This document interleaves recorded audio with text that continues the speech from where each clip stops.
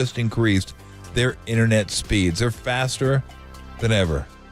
Plus, with super fast internet and reliable connections, you can do whatever you want. You can do more of whatever you want. And the best part, your family can do whatever they want on whatever device they want. Whether it be streaming, gaming, downloading, working, going to school, the important stuff. Everyone gets taken care of. You don't have to worry about a certain part of the house. It's not up to snuff. 5 people, 10 people, 20 people. I hope you don't have 20 people living there permanently. But if you do, don't worry. Your internet can handle it with speed and reliability. It's time to get more out of your internet with faster speeds from Xfinity. Get 300 megabit Xfinity internet for only $25 a month for 12 months with no annual contract and Wi-Fi equipment included. That's 50% more speed for the same great price. Go to Xfinity.com, call 1-800-XFINITY, or visit an Xfinity store today. Requires paperless billing and auto pay with stored bank account. Restrictions apply. Taxes and other charges extra. After promo, regular rates apply. Actual speeds vary and are not guaranteed. You love sports, you love high def. You love fast internet that's reliable, that takes care of everybody. You will love Xfinity.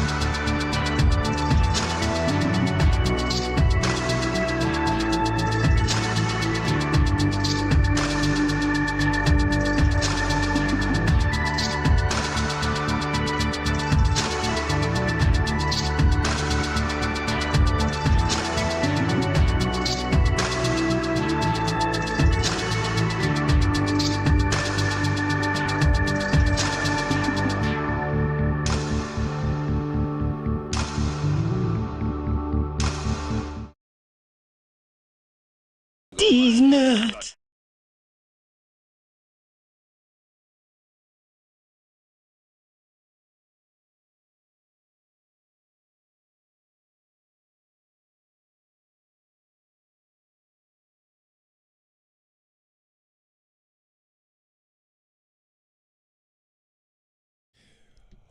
All right, we're going to wrap this thing up. See what Greg Silver has going on.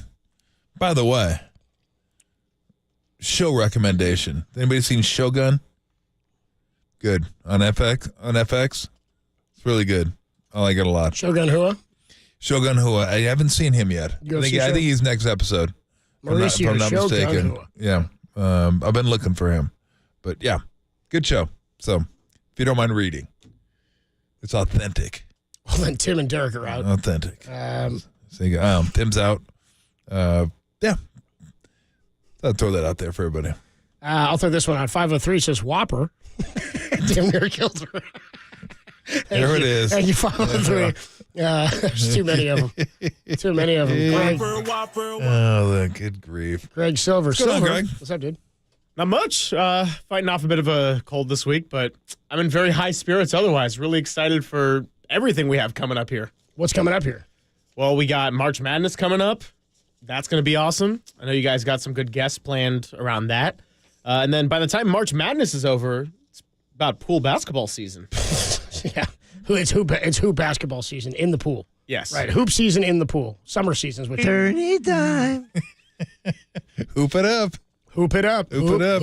Hoop it up. Hook it up. What you got going on around the show? We got James Palmer joining us live around 7:10 or so. It's going to be great to talk to him. Knows a lot about the 49ers and the team that beat the 49ers in the Super Bowl. And then we got a really cool interview that I got to tape with the first ever general manager of the Bay FC soccer team. Nice. Yeah, Lucy Rushton came from Reading, England, did some work on the East Coast of the MLS, and now she's out here experiencing a lot of firsts, and that'll take us right up to Dubs OT with John Dickinson, super reporter. Got a good deal, man. No Draymond tonight. Steph expected to rejoin the team on Friday. Hopefully, all good news for Saturday against the Lakers, man.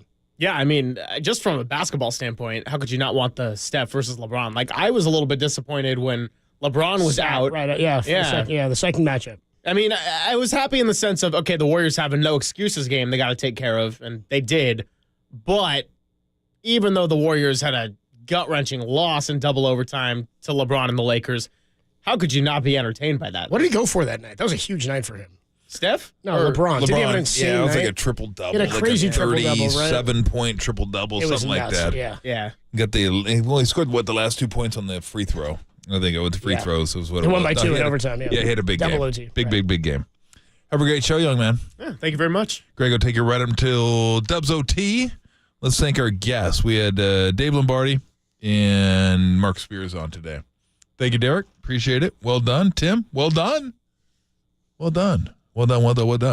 And I will see you tomorrow, Copes. I'll see you tomorrow, too, man. Not a dunk. No. All right. It was not a dunk. Take it away, Derek. Dunkgate. Oh, my God. Oh! Shut it down. Let's go home.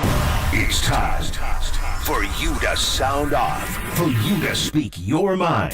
This show is for the faithful. Touchdown! Dub Nation. Bang! Steph Curry again. And the seam heads that bleed orange and black. Good man! This is SportsPhone KNBR. Sponsored by Industrial Metal Supply on the Sports Leader. Check the live stream on YouTube at KNBR 1045.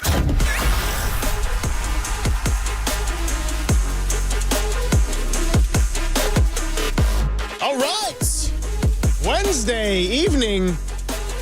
Let's talk about more football. Greg Silver here on SportsPhone KNBR. Big thank you to Tolbert and Copes for holding it down until 6. And big thank you to Tim getting an extra hour behind the glass. Overtime Tim says I'm a lucky guy, Tim. It's a good thing to be here in this chair. And also want to recognize on the Golden State Lumber and Building Materials text line, CHP Joe chiming in with well wishes. And Joe, it would not be a sports phone with Greg Silver without your well wishes. So big salute to you, my friend. But here's the deal, everyone. Free agency continues. It's actually the first official day of free agency because the legal tampering began on Monday. So what does that actually mean? Well, per James Palmer, who's going to join us in a little over an hour on the show, the start of the 2024 NFL League year began at 1 o'clock Pacific today. Papa and Lund were on the air during that time. And that means that all teams have to be under the 2024 salary cap prior to that time. So as of this morning, the Chargers, Bills, and Ravens were the three teams that were over the cap, and the 2024 salary cap is $255.4 million. I want to say what's up to everybody. Let you know that we're streaming live on YouTube at KNBR 1045. We're also streaming on twitch.tv/thesportsleader and KNBR.com and the KNBR app. And you can also go and talk to me at 415-808-5627. That's where you can call in to our phone lines or chime in on the Golden State Lumber and Building Materials text line like I already see plenty of you doing. So good evening, everyone. And the 49ers, never really a dull day with them, is it? We got the Golden State Warriors playing. They are in Dallas right now without Stephen Curry, without Draymond Green. And John Dickinson will be on after that. And I'll be there with him.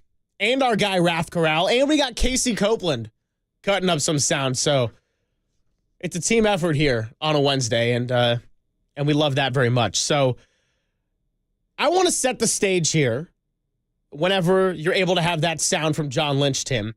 This was back right after the Super Bowl on February 13th. And John Lynch says you either get better or you get worse.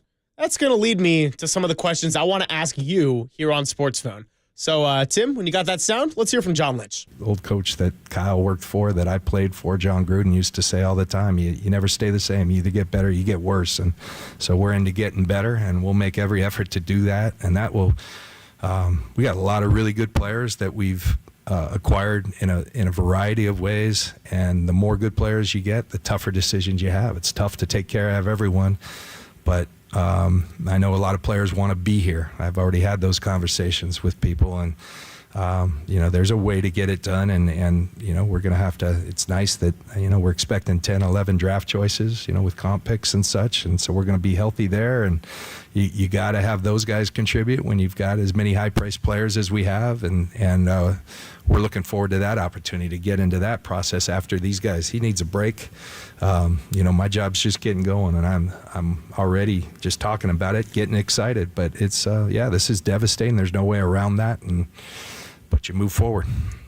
So that's John Lynch from right after the Super Bowl on February 13th. And to Lynch's credit, it's hard to know exactly what to say at that time when your mind was on the present season for so long. And all of a sudden, you got to think about the next one and guys that you might lose. Do you hold on to an Eric Armstead? Well, it appears not. Can you go out and get other defensive linemen like a Leonard Floyd? Well, it appears yes. Eric Kendricks, I don't want to speak too soon on him. If you missed that, and we'll talk more about this in the leading segments, Eric Kendricks overnight had agreed to a one-year deal to join the 49ers. But as David Lombardi told Tolbert and Copes when he was on right at the 5 o'clock hour, well, it's never official until it's official, because he's pulled out of that deal and will sign with the Dallas Cowboys. By the way, the Dallas Cowboys, up until about an hour ago, were the only team in NFL free agency to not make a move and bring somebody in. But I guess they can check that off of their checklist now. Good for them. So the reason I play that John Lynch quote from 1 month ago today is because I want to hear from you. 415-808-KNBR, 808-5627. You can also chime in on the Golden State Lumber and Building Materials text line, which is, did the 49ers get better so far? And I know there wasn't that much higher to climb, but there was high enough to climb where you could feel a little bit more secure about their chances of capturing a Lombardi, which they've come so close to a lot of times over the last decade. None closer than we just saw a month ago against the Kansas City Chiefs in an overtime loss. So, did they get better in your opinion? And I'll also throw this one in there. Do the 49ers need to attack their most pressing needs through free agency, like right now? Or is it time to start focusing a little bit more on the NFL draft? Because what we've gotten from the 49ers thus far, in terms of the information they're giving us, based on the transactions we've seen and the types of players they have gone after, it's that they're clearly looking for value. The Eric Armstead release shows why. Not going after Danielle Hunter, paying 2 years, $49 million, with 48 of that 49 guaranteed. Very funny contract. They probably didn't want to pay someone like Danielle Hunter that much money when you already have a lot of guys that you want to pay. Deebo Samuel's on a contract. Nick Bosa just got a big contract. Brock Purdy will be paid next year. Brandon Ayuk might get paid a lot of money before the season even happens. George Kittle shattered the tight end market back when he got his tight end contract. So it's hard if you're John Lynch to keep a lot of these guys. And I'm not going to go as far as Dieter Kurtenbach went last night in terms of tearing into John Lynch and the job that he's done thus far. But I do want to hear from you on your opinion of if you thought the 49ers have gotten better to this point. From everything we know about getting Leonard Floyd and Yetur Gross-Matos and making a deal with Houston early as today and just losing out on Eric Kendricks when it seemed like you had him. And still to be determined what's going to happen with Ayuk. But I think the draft question is an interesting one because on one hand, you're in a win now mentality. You've very much been in a win now mode. And you want to go and get proven players. On the other hand, you need to cash in on cheaper contracts at some point, especially if you want to stay good. And a general manager's job, frankly, is to, yes, look at the present and try to win now, but also look a little bit more into the mid to long term, 2 to 3 to 5 year window. We had a great discussion about that very concept with Lucy Rushton, the general manager of Bay FC Soccer Club, which is going to kick off their season on March 17th on the road. First home game, March 30th. We're going to hear from her a little bit later. But you got to use the draft capital, and you have 11 picks. Might be something to be said for that. So, once again, 415-808-5627 is the number to chime in on the Golden State Lumber and Building Materials text line, to talk to me right here on the open phone lines. Talk to Tim behind the glass and have yourself a Wednesday. We're going to take a short break. You don't want friends? I'm gonna convince you otherwise in the next 5 minutes. You're listening to KNBR 104.5 and 680, the sports leader. Livermore, shout out to you for supporting KNBR, Livermore's sports leader.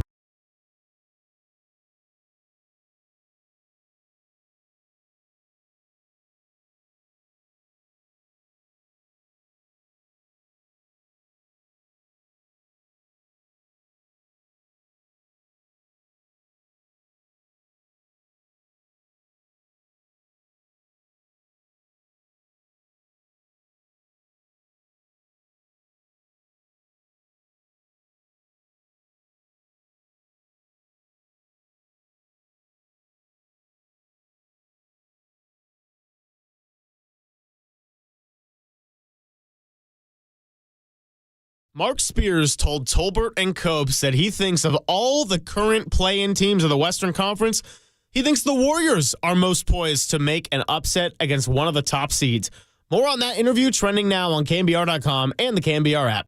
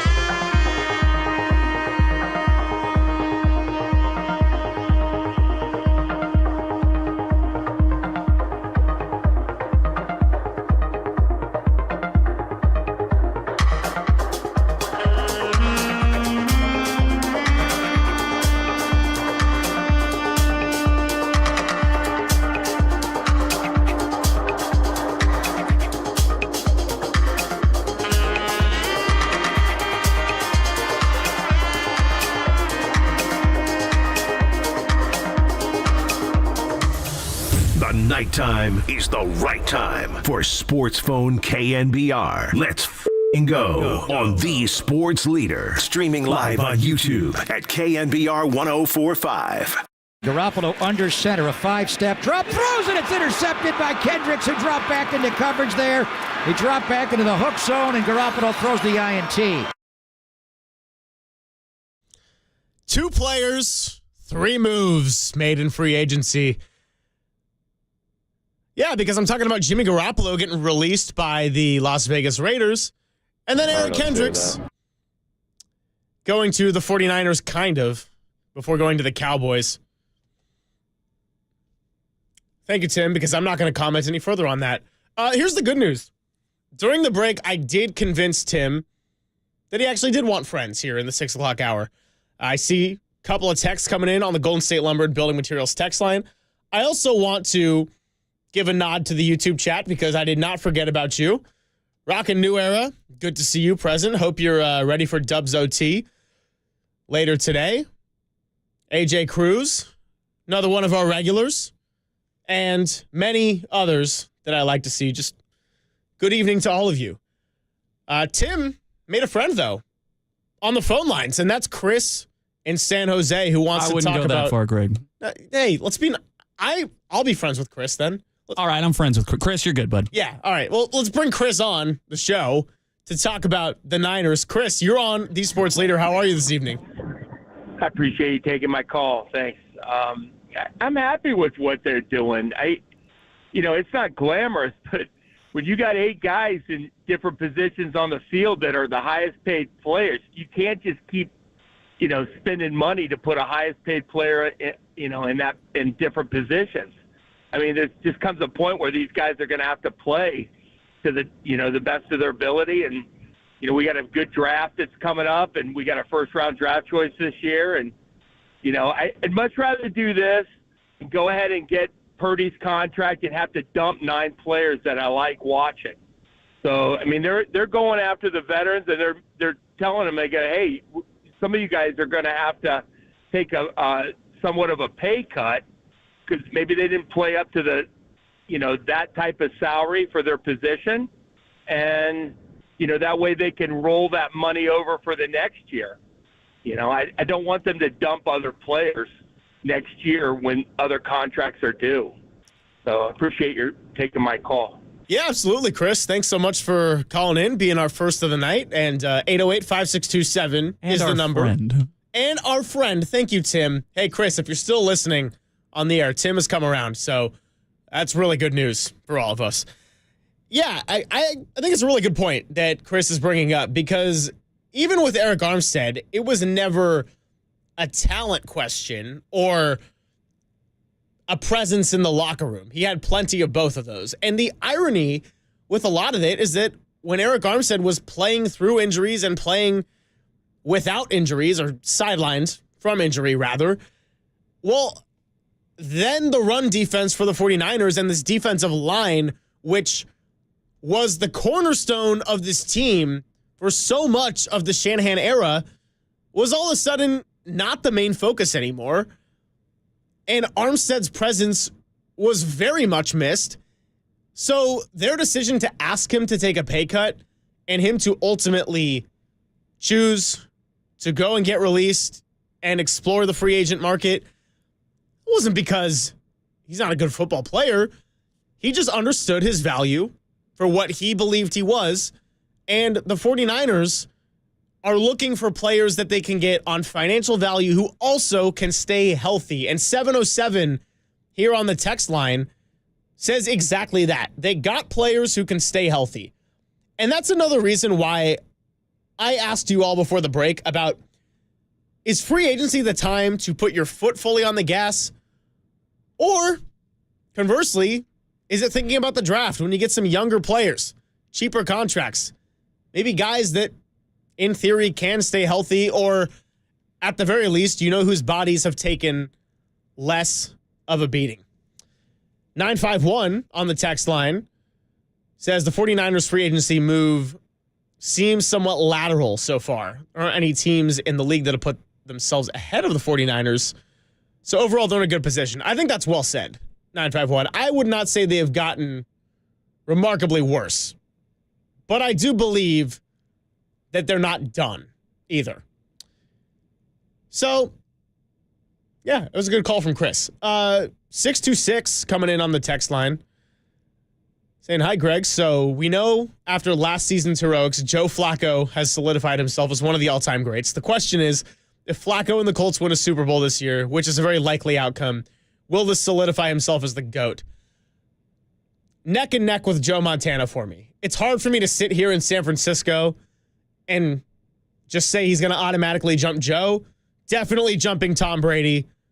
Definitely jumping possible future Vice President Aaron Rodgers. And he's probably already the greatest Browns quarterback of all time. So thank you, 626. Flacco. Flacco's got a lot of fans out there. There are multiple people within my circle, Tim, that texted me when Flacco was going to the Browns that they were just automatically on the bandwagon, which is a really funny transition considering that anyone who might have liked the Browns at the beginning of the season was like, yeah, well, Deshaun Watson exists. Like, if I root for them, it's going to be a very low-key thing. And then Deshaun Watson stunk, by the way, even when he was healthy. So all in all, more enjoyable for the Cleveland Browns. Elite. He is elite. No question. I would rather have the career of Joe Flacco than many, many quarterbacks in the National Football League, including Kirk Cousins, who just signed with Atlanta. Now there's all this drama about, not really drama. In fact, it's more like, no, I'll be nice. Where, according to James Palmer, our guest, who will be coming on a little bit later in the show, said that Kyle Pitts reached out to Kirk Cousins on the jersey number 8. Cousins said to him that he wants to be a good teammate if you really want to keep it. Cousins said he won't just take the number. If he gets it, he'll write a check to charity, whatever. Yeah, look, Kyle Pitts could have joked all he wanted, but Kyle Pitts needs some targets. And I know Raheem Morris is primarily a defensive coach, although he has had background coaching offense as well, like when he was with Kyle Shanahan in Atlanta, same city. So it's going to be interesting watching a brand new play caller take over the reins with Kirk Cousins, but a lot of promising young weapons. I know Falcons fans are waiting for their guys to go and get unleashed. Drake London, Bijan Robinson. And 408 says Joe Flacco will be a backup with the Colts, right? Yes. Anthony Richardson is likely going to take over again if he can stay healthy. So, yeah. Let's get back to the phone lines because we got Sparky out in Visalia. Sparky, you are on The Sports Leader. How are you this evening? I'm pretty good. Glad to hear it. What's on your mind tonight? Of all people, Jimmy Garoppolo. I know he was released from the Raiders. I was just wondering what are the chances. I know we got Allen as a backup, and I know we've been going after defensive players, but if something were to happen to Brock Purdy and he goes down, I don't know if Allen could lead this team like a veteran that's played under the system, played under Kyle, like Garoppolo. I don't know what you think about that, or if he's even affordable. I know he'd have to take a pay cut, but I think he'd be a great backup. Yeah, well, Sparky, listen, from a personal standpoint, I would love to see Jimmy G back in the Bay because it's just going to up the attractiveness of our city. And in all seriousness, I do not think that's a bad backup quarterback. Someone that has worked in Kyle Shanahan's system, someone that has the temperament to deal with Kyle Shanahan getting very worked up about how certain plays are run. A lot of Niner fans, I am assuming, are very much like, no, please stop. Do not want Jimmy G. Loved the times. Don't need it. And that's fair. Jimmy Garoppolo was playing good football in 2022. And that got overshadowed by Brock Purdy having a great season and everything. Yes, the Raiders was quite a mess, but as I said with Jordan Poole and the Warriors, it's like you went from one regime that will highlight all of your strengths to an incredibly dysfunctional regime, so it's going to be a stark contrast. I think Jimmy G is very much a capable backup QB. And Sparky, what are your thoughts on that? Like, would that be your first choice of a backup for the Niners should Brock Purdy go down? Oh yeah, you're talking about Jimmy as the backup. Yeah, correct? talking about Jimmy. Oh yeah, definitely. I mean, he came on an incentive-laden contract before when he came to back up Trey Lance, and whenever he was going to leave and came back, and then he ended up playing quite well. And we don't have to have a super stud, but I just think Allen, nothing against him. He's been Kyle Allen's been a backup for years for multiple teams, but I mean, we need somebody. Purdy, face it, he's not a big guy. He's got, you know what I mean? And the NFL's tough dudes, and it just takes one injury, as we've all seen. And we got to have somebody with the defense. I think the defense has gotten better. I believe that Eric Armstead's injuries, he's getting 5 or 6 other guys, and Kinlaw wasn't playing up to his potential. He's costing a lot more money. Drake's been a little disappointment. I think getting some of these guys has made our transition of our defense, rotating better. And I just think that we need a good backup quarterback. Everything else is pretty set on offense, I believe.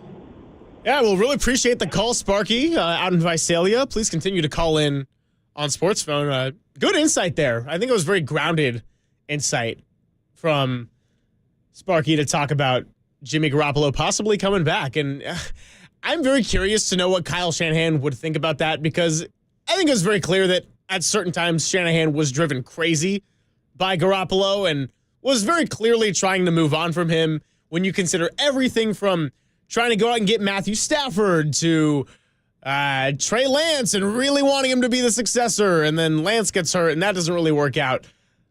I don't know if now that Shanahan's had a little bit of space from it and all the injuries that he's had to deal with on his roster, if bringing Jimmy in on a low salary and a backup would be the worst option. I would expect someone like Jimmy Garoppolo, as Diana Rossini pointed out on our airwaves yesterday, to end up in a place like a Denver, because there's really not a lot of teams out there that, excluding the ones with the top 3 draft pick, that are kind of in search of that next quarterback, possible bridge quarterback. Minnesota is on that list, and they went and got Sam Darnold. Perhaps he'll be a bridge starter or maybe a backup by the time the season comes around. Denver, I don't really know what they're going to do, but they are tearing this thing down, seemingly. And that Sean Payton, Russell Wilson marriage was never going to work from the jump. I want to go out to Dan and Danville on the phone lines, and I have a feeling this is about Joe Flacco and the Browns quarterback. Look, I know I'm a young face in this chair.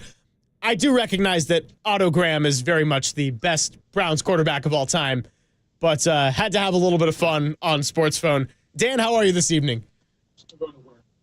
Yeah. Can you hear me? Yeah, I got you, Dan. Got you loud and clear. Yeah. Come on. Joe Flacco? Really? Have you, not only Otto Graham, I mean, Bernie Kosar, Brian Sipe, Frank Ryan took them to a championship in 1964. Joe Flacco? Come on. What are you talking about? Hey, listen, Dan. I was not being fully serious on the comment. Obviously, much better quarterbacks in the franchise, but I think in my generation, Joe Flacco just has a little bit of an aura that's kind of half meme and then a little bit based in reality too, because Tom Brady and Peyton Manning won so many Super Bowls growing up, and now we got Patrick Mahomes that has arrived, and Ben Roethlisberger sprinkle in a couple there. Aaron Rodgers gets one. So for Joe Flacco to just kind of get in that mix for that 2012 Ravens team, I think it's just kind of a funny juxtaposition against some of the all-time legends of the game. And, for him to come in after looking like his career was just fully done with the New York Jets and sort of save a Browns season. I think the Browns was just a good illustration this year of a team that had every excuse to just let it go down the drain, playing in a tough division, playing on your 4th quarterback, relying on a guy who has 4 kids and is 38 years old. And you see what good organizations can do in the league, and Kevin Stefanski ran that thing very well. Whereas you look at a team like the Jets that I don't know if the Aaron Rodgers thing was going to work from the get-go, but they had zero backup plan by the time that was over within 4 plays of the season. So, listen, it's all good fun, Dan. I do appreciate the call. And, yes, the Cleveland Browns on the hierarchy, probably Joe Flacco's probably not number one, but he may be in the hearts of people under the age of 25. Well, he may be in the hearts of people who watched last season, but, come on. He only played in 5 games, and he played well. I got you, Dan. Hey, listen, I got to run. I appreciate the time, and we're going to keep moving along here. In fact, that's a good time for us to take a short break. If you want to chime in on the phone lines, 808 KNBR. We're also streaming on Twitch, YouTube, and I think this is a good time to let you know that SportsPhone KNBR is presented by Industrial Metal Supply online at industrialmetalsupply.com. Metal made easy. This is why we don't make friends, Greg. I'm still here to make friends. I'm not giving up on the quest, Tim. I'm going to convince you in another break. On the other side, we're going to get to some of the best segments from today's shows, as well as continue to talk about the 49ers and hear your thoughts on KNBR 104.5 and 680, the sports leader.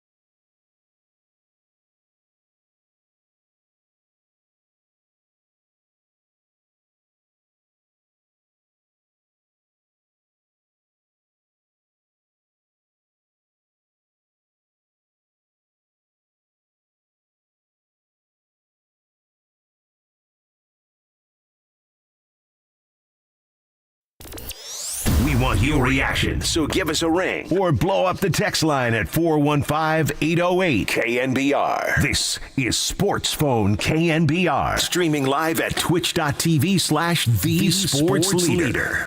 Goff, hands off, awkward handoff to Gibbs. Ball! He fumbled the ball! He got hit, he fumbled the ball. The 49ers have the ball! Bang! Bang! Eric Armstead recovers the fumble! We've heard that so many times on our airwaves, and it just doesn't get old. The combination of the Greg Papa excitement mixed in with the Tim Ryan double bang. A little bit of Mike Breen there. Bang! Bang!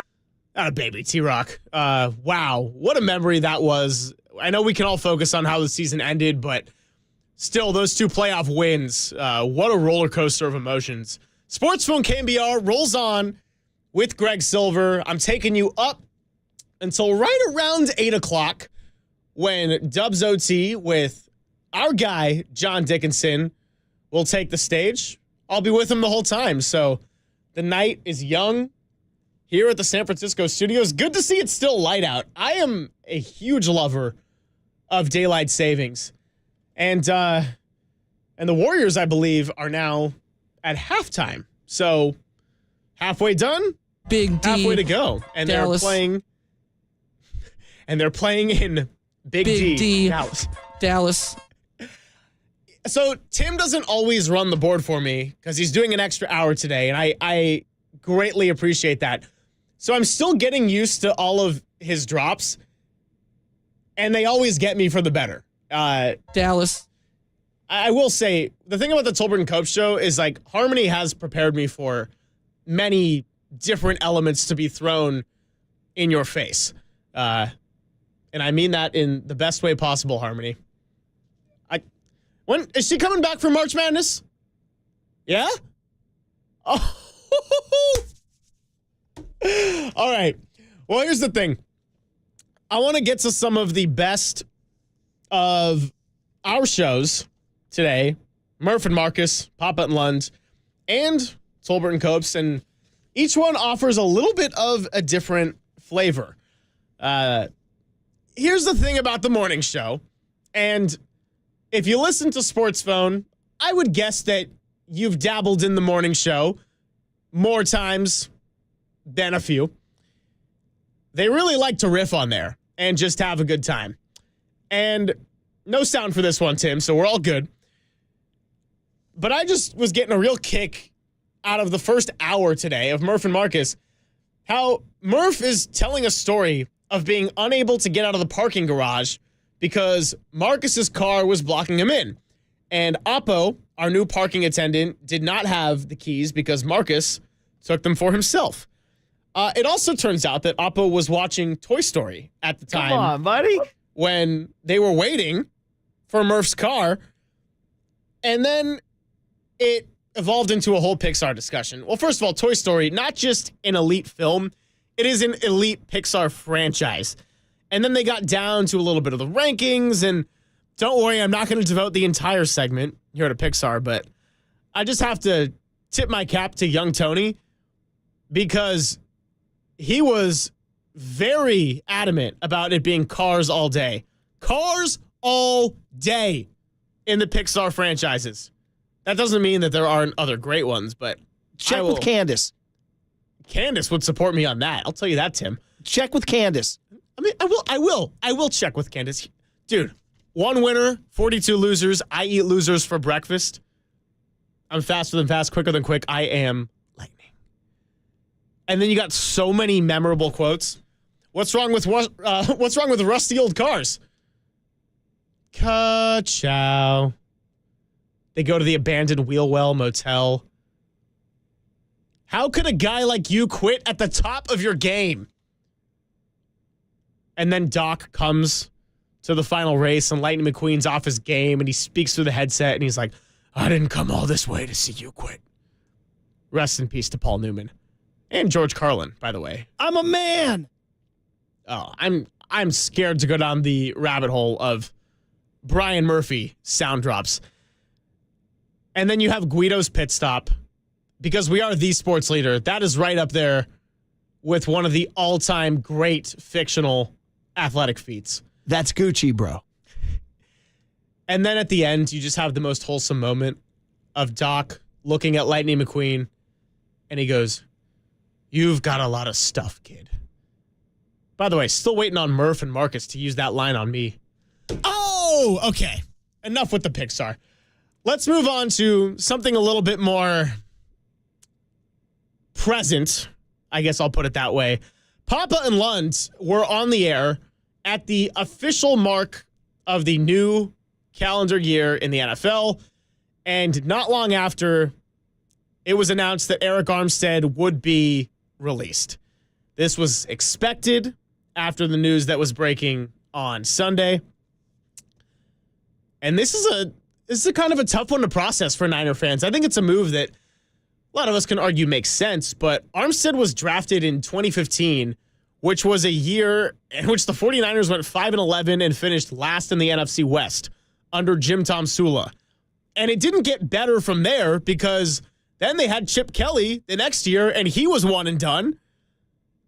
And then it was Kyle Shanahan, and they finally got really good in 2019 when they were able to draft Nick Bosa. Coming out of the draft, Jimmy Garoppolo didn't have a torn ACL anymore. And Armstead was a major piece in that locker room. So I just want to get to some sound of Papa and Lund reacting to the official news of Eric Armstead being released and what he meant to not just fans in the franchise, but even people that cover the team like they do on a daily basis. The Niners today announced that they have released Eric Armstead, and just to read the words on the page, it's hard because he's the longest tenured member of the 49ers. He's been here longer than anybody, than John Lynch or Kyle. But the one thing about Eric Armstead, and maybe fans don't care about this enough, but how many years in a row was he the Walter Payton Man of the Year? Remember this we was had him year on? four years in a row. And you and I had him on in Phoenix, and we're like, maybe this is the year. And, you know, again, I don't know how much people care, but Eric Armstead's one of the good guys, and he was always good to us, and he's just a good dude, man. And I know he does a ton of work with kids up in Sacramento, and he's a good dude. And it sucks to lose him. You know, guys get hurt, and I know he missed 13 games the last 2 years, and it's all about production and how much you're paying a guy, and it's not about nice guys and everything like this. It's a business. But, you know, they're going to miss him in the locker room. He was such a good dude. They had that video out there that Steve Wilkes put out, and I know Kinlaw and a lot of the young guys were, you know, they looked up to Eric Armstead literally and figuratively. So what a bad guy. It's just terrible the way that sometimes it happens, but good dude. You know, a lot of guys are going to miss him. The Walter Payton guy produced on the field, not, you know, maybe not up to the level sometimes that the fans always demanded, but he came around and was a great 49er on and off the field. They're going to miss him. I think that was really well said by Papa and Lund, and talking about the impact Eric Armstead had on his teammates, many of whom became younger than him as he went along in his career. I don't think of Eric Armstead as an old vet that you just kind of sign at this point, but the reality is, like Greg said, he was there before Kyle. He was there before John Lynch. He was an integral part of building a team from the ground up into a Super Bowl contender. And like I touched on in the last segment, ultimately, it was injuries that did Armstead in, which is really hard to see for a guy that meant a lot to his teammates and the fans, I think, too. I mean, and he meant a lot to Tim Ryan on that fumble with a double bang. Bang! Bang! Thank you very much. You know, and it's the irony of having him be out that harmed the run defense, but even seeing the impact and how much he was missed, it still came down to availability and reliability. It goes back to 707's text on the Golden State Lumber and Building Materials text line. The Niners are trying to get players who can stay healthy and be there. And that's actually going to bring us to our Tolbert and Copes recap, which we teased a little bit in the opening segment. And that was the Eric Kendricks news that went down around 3 a.m. our time last night. It was announced that Eric Kendricks was going to come over on a 1-year deal. Another great signing of someone that was always been a very smart player, big part of that Minnesota Vikings defensive identity under Mike Zimmer. Spent a year with the Chargers, was going to come over to the 49ers, and a 1-year contract on $6 million? That's a pretty good deal considering Dre Greenlaw isn't going to be there at the start of the season. Not only was Dre Greenlaw's injury just the worst possible timing in terms of high-stakes moments, it was the worst possible timing in terms of it messes up your next season. and that's part of the game. It's part of football. But I thought David Lombardi, who was their guest following that breaking news around 5 o'clock, did a really fantastic job painting a clear picture from a 49ers perspective of this Eric Kendricks move and what they were thinking on very little notice. He is a professional for a reason. But I want to play that exact cut M, which is David Lombardi explaining why he thought Eric Kendricks was a nice pickup before it all fell through. I thought it was a nice pickup because Eric Kendricks, he's a former All-Pro. That was back in 2019, so it's been a few years, but he still has been a good player. He's decent in coverage. He's a solid tackler. And what the 49ers would have done is paired him with Fred Warner for the time being until Dre Greenlaw got back up to speed. And it's no guarantee that Dre is going to be back up to speed because Achilles tears, especially on linebackers, are really tough. But in an ideal world, Greenlaw would have gotten back up to speed, and then the 49ers would have had Warner, Greenlaw, and Kendricks. They would have had 1, 2, 3 a linebacker. Yeah. This past year, that third linebacker was a weakness after Azeez Al-Shire left. Yeah, and I like to play that cut not to rub salt in the wounds of all 49ers faithful who thought that they were getting a nice veteran linebacker. But I thought that was a great perspective from Lombardi, shining a light on the 49ers thought process and the areas that they're trying to address at a financial value. The Greenlaw injury just throws another wrench in this whole free agency thing, with a lot of players having to pay, and the 49ers, they're trying to win now, and you might have to pay Brandon Ayuk, and you will have to play Brock Purdy. But look, we still got time before we get to James Palmer from NFL Network. It's going to be in about 20 minutes, so we'll take a bit of a break now. But on the other side, I still want to hear from you on the phone lines. 415-808-5627, 415-808-KNBR. Give me your thoughts on the 49ers. Do you believe they've gotten any better? Are there any free agency moves that concern you thus far, especially with other NFC teams? And do the 49ers need to have foot on the gas in free agency, or is using their draft capital, which they finally have, the right way to go? We'll talk about that next. It's SportsPhone on KNBR 104.5 and 680, the sports leader.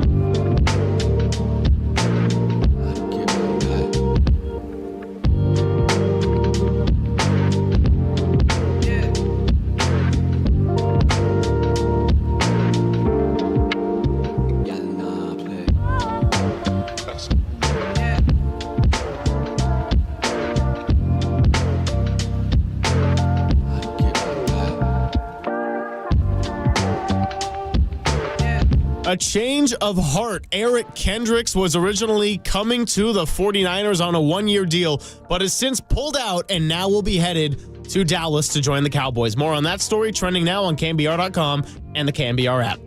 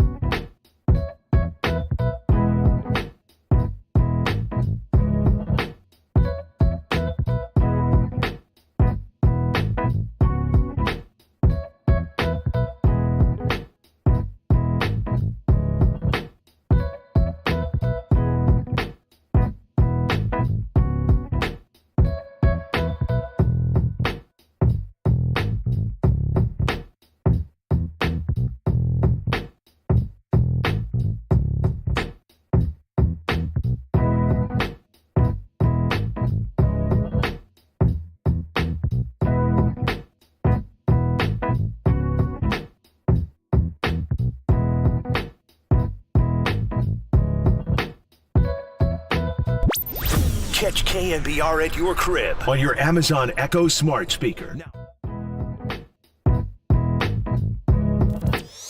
Dub Nation, dial the digits and dive in. 415-808-KNBR. SportsPhone KNBR continues right here and on the all-new KNBR app. Greg Silver with you for about another hour. We're going to hear from James Palmer coming up. We're going to also hear from Lucy Rushton, the first general manager of Bay FC, the newest team coming to the Bay Area. First home game, March 30th at PayPal Park. Going to be a blast and a really great interviewee she was. See a couple people on the phone lines. Ramani, Dwayne, I will get to you both in just a second. Real quick, though, wanted to play another bit of sound that tied into what we were going off of last segment, and that is David Lombardi and Tolbert and Copes all reacting to this Eric Kendricks news. Always good to get some good raw reaction, I think, and just see how people process what's been a whirlwind of the last 2.5 days. So, Tim, let me know when we get that cut ready. Okay, we're good. Let's hear it.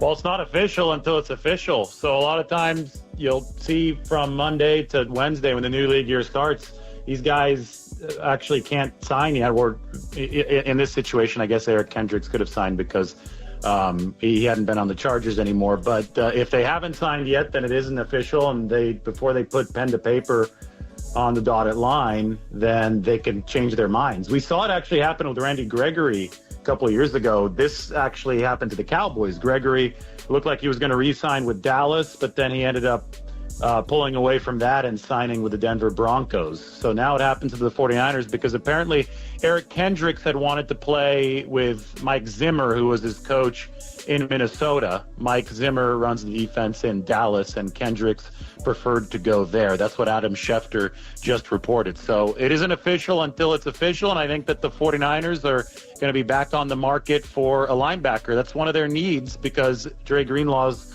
recovering from the Achilles tear, and they want to make sure that they're insulated at that position. So there it is from David Lombardi. And where I want to put it back to you is based on what he's saying, what's the most pressing need for the 49ers to address? Because there are a few. I think you could say offensive line. I think you could say nickel corner. I think you could say another linebacker because of what happened to Dre Greenlaw, like we just heard from Lombardi.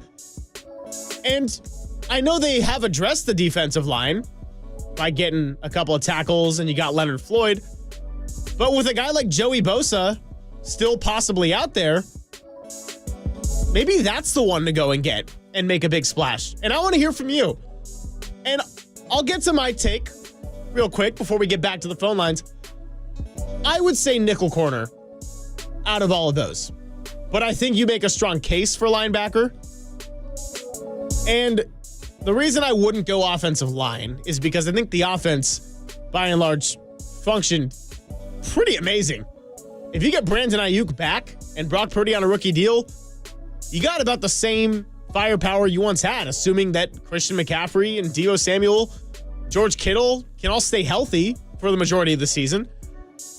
Defensively, that's where things were a little questionable at times. And Kyle Shanahan did get rid of Steve Wilkes. I don't think it was a good personality fit. Now you got Nick Sorensen, and you also brought in Brandon Staley as an assistant head coach to manage some more of those situations. Nickel corner is what had me a little bit worried in the playoffs. You had the Isaiah Oliver issue in the middle of the season. He's now gone to the Jets. You have the Ambry Thomas issue in coverage, getting a couple of crucial PIs against the Packers. And I just think that in what's continued to be more and more of a quarterback league, more and more of a passing volume league, you got to be able to defend the air. Even if you are protecting a lead, well, if I take that back, if you're protecting a lead, you're going to have to defend the air. But even if you're trying to come back in playoff games, you got to be able to protect the air. It's arguably more important at that point because quarterbacks, knowing they have the play action at their disposal, are going to be more comfortable. And the defense is going to be more on their toes. Now let's go out to Ramani in San Jose, who's been patiently waiting on the phone lines. Ramani, you are on The Sports Leader. How are you this evening? I'm doing well, thank you, and thank you for taking my call. And I want to take issue with a couple of points you made. For instance, on the offense line, I know that the offense definitely is doing well and we get by. My problem is not getting into the playoffs. My problem is getting into the final game and winning. And I know, I don't know if you remember, Bill Walsh once made a comment when he switched from Steve DeBerg to Joe Montana. He said Steve DeBerg always played well enough to lose at the end. So it's like in the critical moment, in the final quarter, in the overtime, for instance, there were so many times when there were at least 2 or 3 occasions when our receivers were open, but Purdy just couldn't get the ball to them because he was under so much pressure, So I would say my number one priority would be, and you please comment on it when I'm through with this. I'd like to hear your counterpoint on this, on the offensive line. And I agree with you on the corner as far as the defense is concerned. The line will take care of itself. We are very weak on the corners. So I think that would be on the defensive side, that would be that's the concern that I would address. Yeah, no, I really appreciate the perspective, Ramani. And just to clarify, I think the offensive line is extremely important. I think would be silly, very foolish to say that that's not an area that they need to address. I think if I'm going to go to the top of my list, I would look at the defense in the larger picture of the season. Although, now to your point, the defense actually held their own in a lot of playoff games, except for the first half of the Detroit Lions when they got completely ran over. But you're right that Chiefs defense and having Chris Jones, who, by the way, is not going anywhere, staying right in Kansas City, I think that is important to address the offensive line. I guess the reason I would just set it a little bit back from addressing the defense is I think 2 things. One is I'm still very concerned about the corner when I look at the most vulnerable area of this football roster, I would probably go right there. And then in the linebacker, I think that it's underappreciated how well Warner and Greenlaw work together as a tandem. And to have, whether it was Oren Burks or Demetrius Flanagan-Fowles fill in at times during the Super Bowl, it wasn't the same against a Travis Kelce. And Fred Warner played his face off in the Super Bowl, but not having Greenlaw was a major, major loss. So I do think the offensive line is important, but I just don't see it as quite a vulnerable issue when you have all those offensive weapons and you still have a Trent Williams. What are your thoughts on that, Ramani, if you're still there? Well, I think, you're right. I think also Kyle Shanahan's philosophy is more towards saying, hey, you know what? I can devise so many good, tricky running plays that the play action will take care of it by itself. There's some truth to that, but I think, Trent Williams, I thought has lost a step, kind of in the last season, playoffs, I saw that. And the right side is really extremely weak. So I don't know, but I think you're right. With a very imaginative play calling, we can certainly, and that's one thing actually Kyle Shanahan never used, I thought, in the Super Bowl. I don't think McCaffrey was used enough. He went into the passing game too frequently compared to the running game. I don't know what the stats show, but I just got the overall feeling that he is extremely reliant on the running game, so we'll get by with that, not necessarily the passing game, Yeah, no, I hear you, and thanks for the call, Ramani. That was a really good call, and I like the perspective that you're providing in there, especially, I wouldn't say Trent Williams, in my opinion, has necessarily lost a step, and if he has, it's still the best left tackle in football to me, even a slightly reduced version of a Trent Williams. But, maybe offensive line is something that they can really address in the draft, and they have a first-round pick, and they actually have 11 picks, so maybe you're able to use some of the draft capital you have and make a trade to go and get someone you think could be a good right tackle that, if it works out, you have them on a rookie deal for a couple of years. And if you can get all the way to the second round, maybe. I know linemen don't stay around forever. It's a possibility. Let's take a couple more calls before we get to James Palmer. Let's go to Dwayne and Stockton, who's been waiting on the line. Dwayne, you're on SportsPhone. How are you this evening? I'm doing pretty good, man, but I got to say, I know the 49er fans don't like me very much, but, with these lateral moves, they're acting more like the San Francisco Giants. You know what I mean? They're in trouble now. It's a pivotal year. It's the year for Shanahan, if you ask me. And they got guys backing out of deals and, signing names, once again, veterans. I think they should have go after cats in the draft. And honestly, I feel like the Niners should already have a Super Bowl. The fact that they don't is crazy.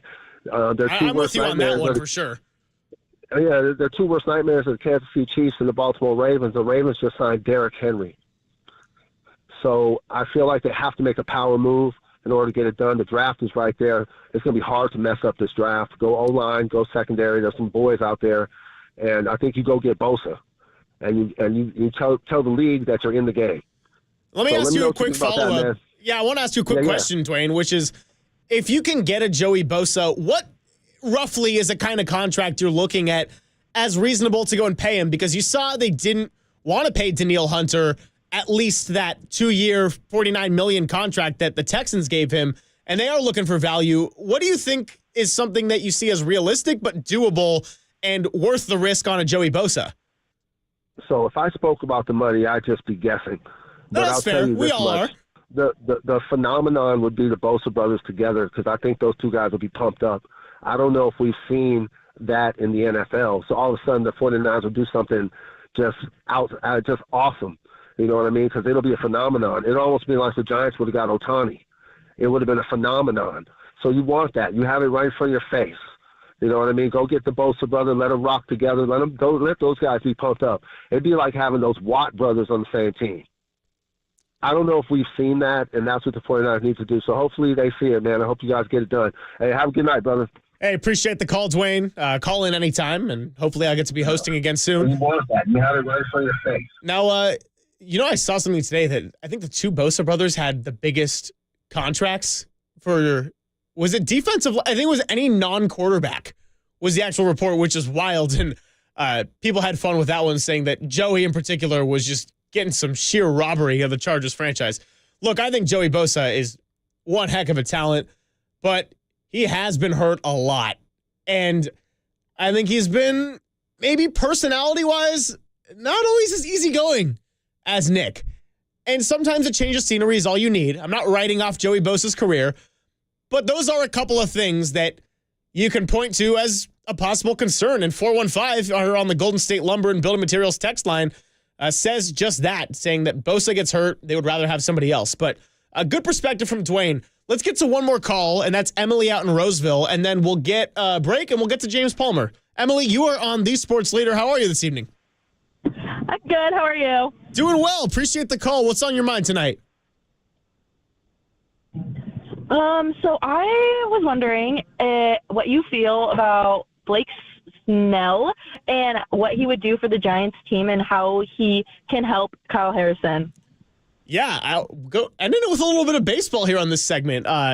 Good question, Emily. And look, I'd be fired up if Blake Snell can land in San Francisco. I think I'm not going to mince words when I say that at all.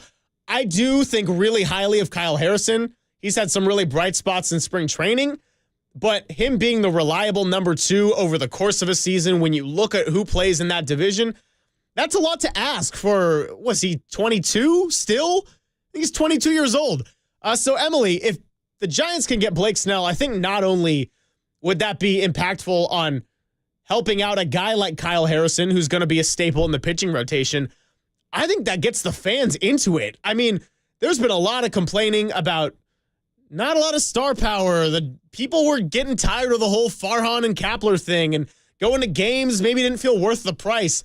Bob Melvin has come in. I think a lot of fans and callers on our shows have expressed their gratitude and excitement over the change in culture and going a little bit back to that old school style of management. Now you get another Cy Young-like player on the roster. Well, that's a name that is going to get people who maybe don't follow baseball as their first or second sport.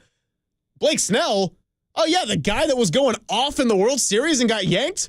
I think absolutely. What do you think about that, Emily? I totally agree with that take. Well, I appreciate the call, Emily, and I hope that you continue to be a part of SportsPhone. Yeah, Blake Snell to San Francisco, and now that you just saw the Cease deal get done with the Padres, this could happen quickly. I've been checking my social media, and I want me some Blake Snell. All right, James Palmer on the other side. Then we got Lucy Rushton, and then the Warriors are finishing up with the Mavericks. It is late third quarter out in Dallas. No Steph, no Draymond, but they're only down by 5. We'll be right back on the other side. KNBR 104.5 and 680, the sports leader.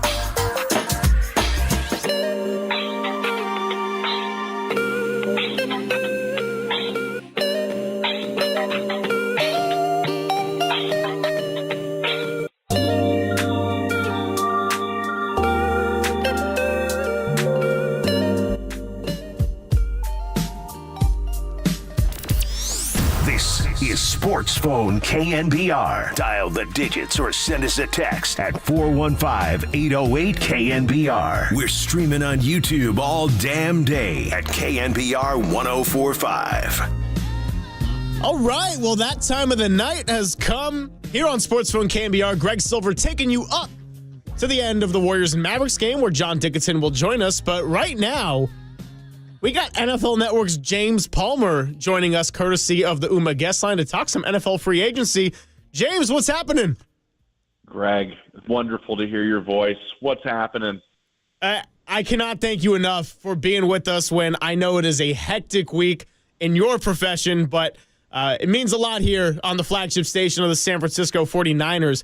First thing I got to ask you is your Chiefs coverage is very strong among all the other teams, but any Super Bowl backstories that you find interesting ahead of this offseason for either the 49ers or the Chiefs?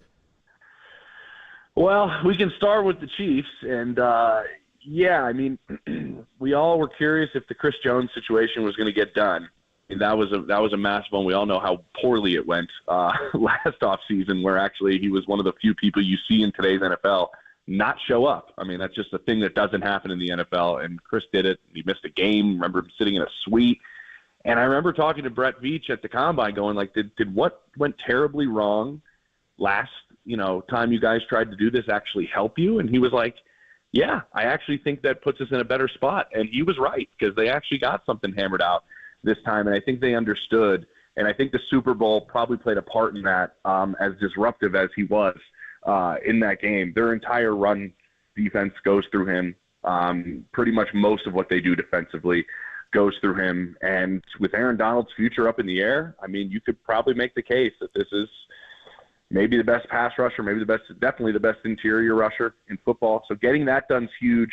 What's happening now with L'Jarius Sneed's probably the other one. I don't see a long-term deal happening with him and the Chiefs. It's really going to come down to, do they trade him or does he play on the tag for $19.8 million, which I believe with some of the money they've moved around, they'd be okay actually doing that for a year. And that'll be the interesting part, because they may keep this group together on the defensive side of the ball. Niners-wise, just it's kind of like I'm curious, like the rest of everyone, considering what happened a year ago in Philly, and then this, the regrouping factor, and how do you get back that same fire, and how do you get back to, getting back to the Super Bowl when you're probably the team to beat in the NFC after what's happened each of the last 2 years. How Kyle manages that this offseason was probably one of the most talked about things in Vegas after everything concluded on Sunday. Yeah, I would imagine so. I mean, we talked about it before every playoff game right here on these airwaves, which is the 49ers lose whatever game it was, whether that's the Super Bowl or that first playoff game against the Packers. It was going to be a very different and tender kind of energy going into that building through the offseason, and now it's going to be their challenging climb up the hill yet again. Speaking of the 49ers, it became official today that Eric Armstead was released. We talked about Armstead, how he's been there since 2015 and been a big part of a team that was on the bottom, built its way up to just about the top tier of the league. What are you thinking so far, and what are you hearing, if anything, about possible landing spots for Armstead in this market? Well, the defensive tackle market, Greg, is really interesting. I mean, we just saw the deal Sheldon Rankins got with the Bengals, and it kind of shows you a little bit of where things are. This is a really weak defensive tackle class coming out in this draft. There's a lot of needy teams for defensive tackles that are out there, and there's not a lot of options. And obviously you saw the guys at the top with Chris Jones, we mentioned, and then Christian Wilkins, and the massive deal he gets with the Raiders to play next to Max Crosby, which is just going to be terrifying, I think, for every team in the NFL to have those two next to each other. I think Eric's, his position helps him.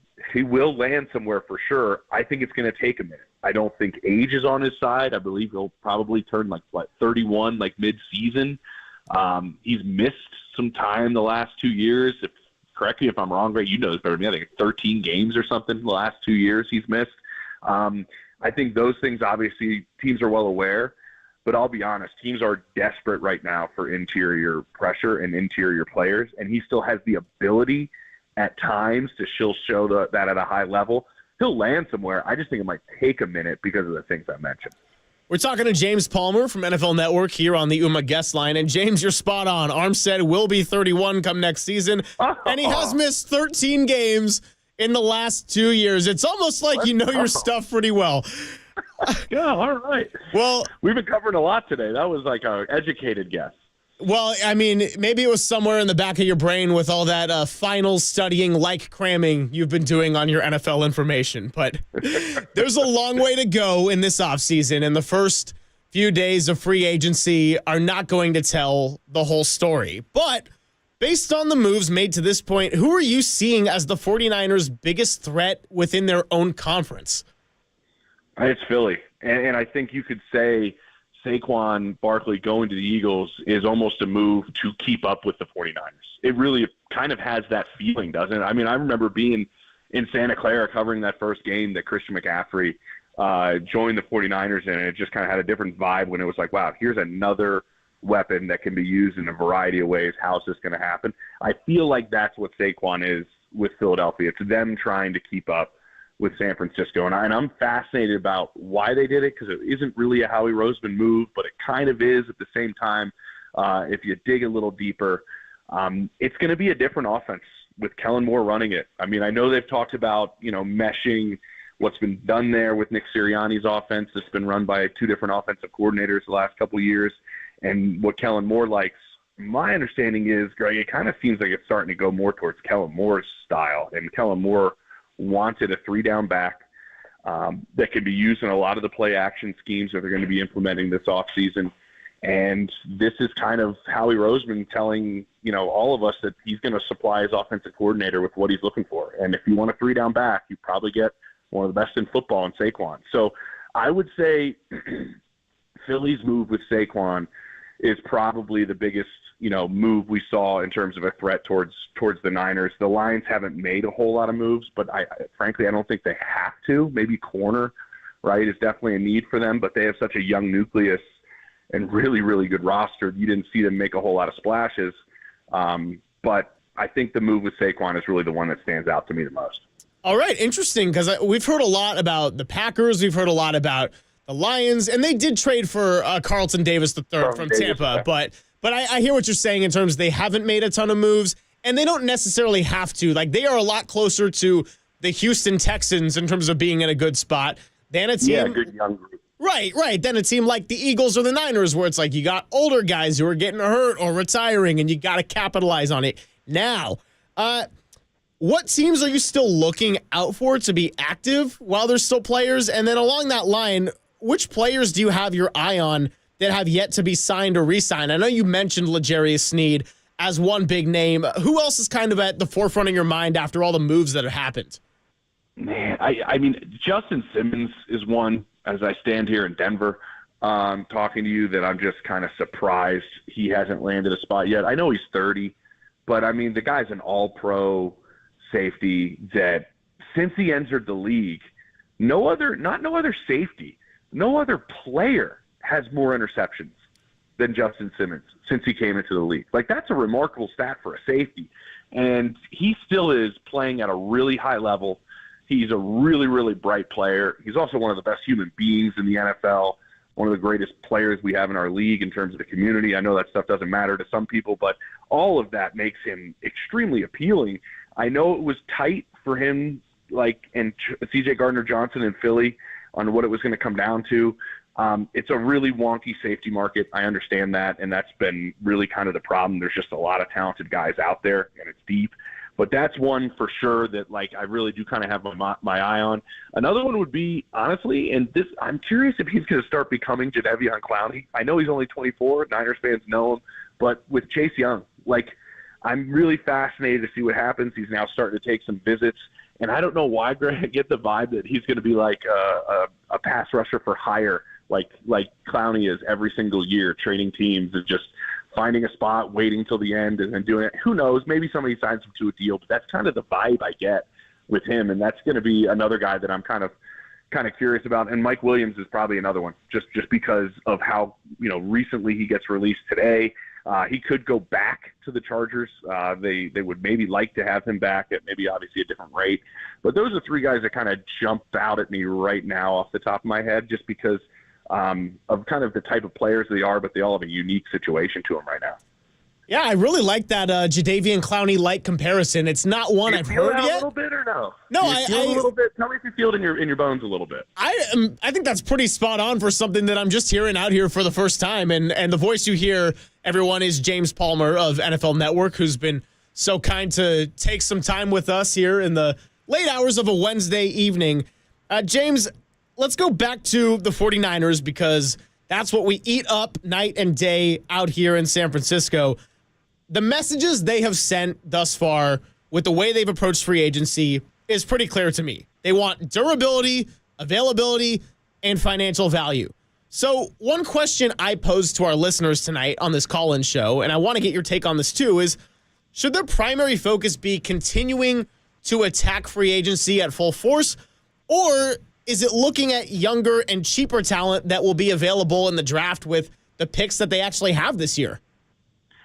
Well, they're in the same spot, and we could make the comparison to Houston, right? I know it's a little bit different, but when your window is open, and I think Houston's is just opening now, which is remarkable after just the spot they were in for a number of years, and after 1 year with D'Amico Ryans and C.J. Stroud, it's like the window's open. Let's go make some moves because we have a quarterback on a rookie contract, and obviously – that's still the case in San Francisco. So you have the ability to go and do that and be more aggressive in this time period. The hard part is, and everybody wants to make a big splash like in the first day of free agency, but like how often, and it's not that often, that you look back during the middle of the season and go, so glad we got him. Like that's usually not the first day guys. It's usually like sometimes like the middle tier guys that kind of hold your team together. And you're usually saying that about a guy that comes and fills in after somebody gets hurt. And you're like, man, I'm glad we got the depth with getting him later in free agency. And Drew Tranquill with the Chiefs kind of jumps out at me as that guy that they signed late and then ended up being a big part of their defense. And so the middle of the road guys are always huge. And I think John's really good at that, in all honesty. But if you look at what they've done, they've gone at a definite need, and that's what happens in free agency. You try to fill your needs, and then you have the ability in the draft to go and get best player available. I think that's when teams are at their best, when you can have those needs filled, and John Lynch can go into the draft and say, all right, who's the top of our board? When everybody else is reaching and we don't have to reach and we don't care because we don't care about position. And the point I'm making with that, Greg, is like when you have to pay the quarterback, sometimes those guys can step into the spots where you got to make difficult decisions, right? Like say you already have a great edge rusher, but you bring in another guy that's younger and cheaper. You might have to make a difficult decision because you got to pay the quarterback and your finances change. Well, when you were able to take best player available and just across the board do that, sometimes you have guys waiting in the wings that can help you when you have to make those difficult decisions. So, obviously both are huge, but they're in a spot that very few teams are, which is a Super Bowl window with a cheap quarterback. Yeah, there's no doubt about it. Not only did you survive the trade to go and get Trey Lance, which that pick alone was a colossal failure. They not only survived it, they were on the brink of a Super Bowl and could have been the year before if Brock Purdy's ligament didn't fall off of his elbow. That is a pretty crazy and rare situation to go and get a guy at 262 to make up for it. Listen, James, your insight is incredible. I don't know exactly when Charvarius Ward was signed, but I think that's that's the player that comes to mind when you talk about the middle of the road guys making an impact. Like Charvarius Ward was kind of the main free agent signing from a couple of years ago, and I had a couple Niner fans be like, okay, whatever, it's not that exciting. He's a second-team All-Pro player this year. He had a great year and was a huge staple for them when that position as a whole is now a big need for the 49ers. So you really do just never know. The final thing that I want to ask you, being out in Denver, is that's one of the teams that their quarterback situation kind of up in the air. And our guy behind the glass who does a tremendous job, Rafael Corral, is a proud Bears fan, and he owns it. I want to ask what your opinion or anything you're hearing about Justin Fields is, and if you expect him to go anywhere or stay in Chicago with a possible number 1 overall pick on the QB depth chart. Okay, you mentioned Denver. He's not coming to Denver. That just doesn't fit at all. And that's one of the few spots where there's a starting spot still remaining. Like, it's kind of a musical chairs, and Raph, your guy's got no chair to sit in. And that's the hard spot that we're in right now with Justin Fields. No lie, there is talk around the league right now of teams that really value backup quarterbacks very highly, that wouldn't have to change a whole lot if Fields came in, like Philadelphia. If Jalen Hurts goes down, you have a really great athlete back there to fill in. Same thing with Baltimore. Like, I could see him being an amazing backup for Lamar Jackson. And I'm talking about backup spots, which is really, really fascinating. There is still the opportunity, I think, if things kind of progress and those are the options and they're lower picks and they're lower round picks, maybe the Bears hold on to him just to see if something happens. But I really find it difficult to say, hey, Caleb Williams, welcome to the locker room. Here's your backup quarterback that the entire locker room loves. Let's not make anything, difficult on you as you start your NFL voyage here. Like, I just find that very difficult to put Caleb Williams in that position. If you're trying to get him to develop the best he can, and there's almost seems to be a curse for Raps Bears, in terms of developing quarterbacks in that building. So I think it's going to be something that might take a minute now. And that, I guess, might be the best play for the Bears, is not to rush into this, because the other part we saw is Mac Jones went for a 6. I'm not comparing the two, but you can kind of make some comparison there. And there's just not really a landing spot right now that anybody's jumping at him. I mean, what's crazy is if you look at their rookie years alone, you would think Mac Jones has a way greater value than Justin Fields. And I don't think that's necessarily the case anymore. I think he was second for Rookie of the Year, right? Mac finished runner-up, I think. Yeah. He was a Pro Bowler, because I remember he did that long gritty into the Pro Bowl end zone. And I know the Pro Bowl doesn't mean much anymore, but still kind of a funny visual to see it out there. Well, James, listen, I appreciate your time so much. I know it's been busy. I'll let you get back to it, and we'll have to happily have you on our KNBR airwaves again. I really appreciate your time this evening. No problem, buddy. Good talking to you. Well, that was James Palmer of NFL Network. You can find him on X or Twitter, as I'm still going to keep calling it, at James Palmer TV. And really good hits on NFL Network this week, along with a lot of prominent reporters. Here's the deal. Warriors, early fourth quarter, and we got an interview to get to with Lucy Rushton. So we're going to take a break and learn all about the Bay FC coming to your region on KNBR 104.5 and 680, the sports leader.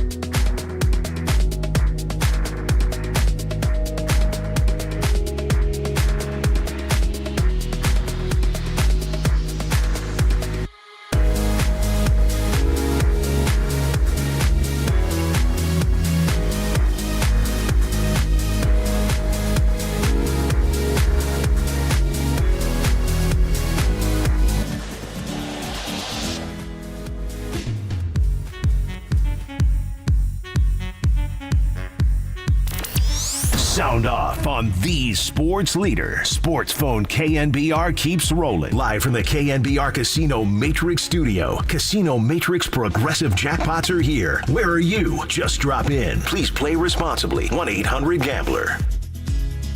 Welcome back to SportsPhone KNBR on this wonderful Wednesday, taking you right up to Dubs OT postgame following the Warriors and the Dallas Mavericks. We're going to take a pivot from our normal sports of basketball and football with all the wild free agency, and we're going to talk about the other football because the Bay FC is officially happening on March 17th. They're coming to PayPal Park for their debut on March 30th, so it is my pleasure to represent the first ever general manager of the club. She came from the MLS in Atlanta and DC United. Before that, a native of Reading out in England. That, of course, is Lucy Rushton. So, Lucy, thank you so much for your time on KNBR today. No, thank you. It's a pleasure to be here. That was a good intro. I was getting excited then about the games as well. Like March 17th, that sounds very close. So, yeah, very excited and pleasure to be here. It's going to sneak up on all of us and in a good way for sure, because March 17th is a day that, sure, we can wear green if we want, but it's really going to be that navy blue and Golden Gate kind of red is the way I see it. So let's get right into it because this is so exciting. And I know you've gone on record before about understanding the gravity of this job and the excitement of getting to experience so many firsts of this club.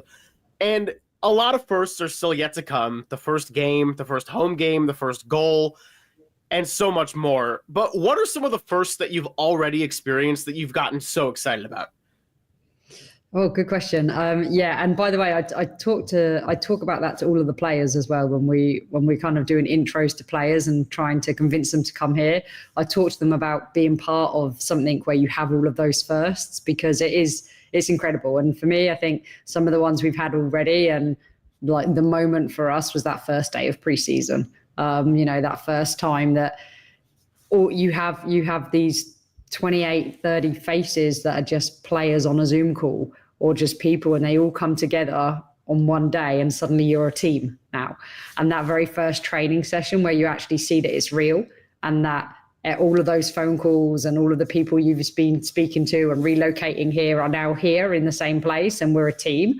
That's a cool moment. And I think kind of piggybacking off of that as well, like, when we play our first preseason friendly game, even if it's an inter-squad, just to see kind of like the tactics starting to come together and players kind of forming those relationships and like building those kind of like patterns of play is really exciting because you then see your brand coming together. You see your brand of football taking shape, and it's something that up until this point, they're individual names on a piece of paper, and now they're coming together as a team. So those two in particular. And then I think even just the first time you see a player in a jersey, like it is special because that's what it's about. That's the game day experience. That's the game. That's the match. And when you see that, you're like, oh, yeah, we're a club now.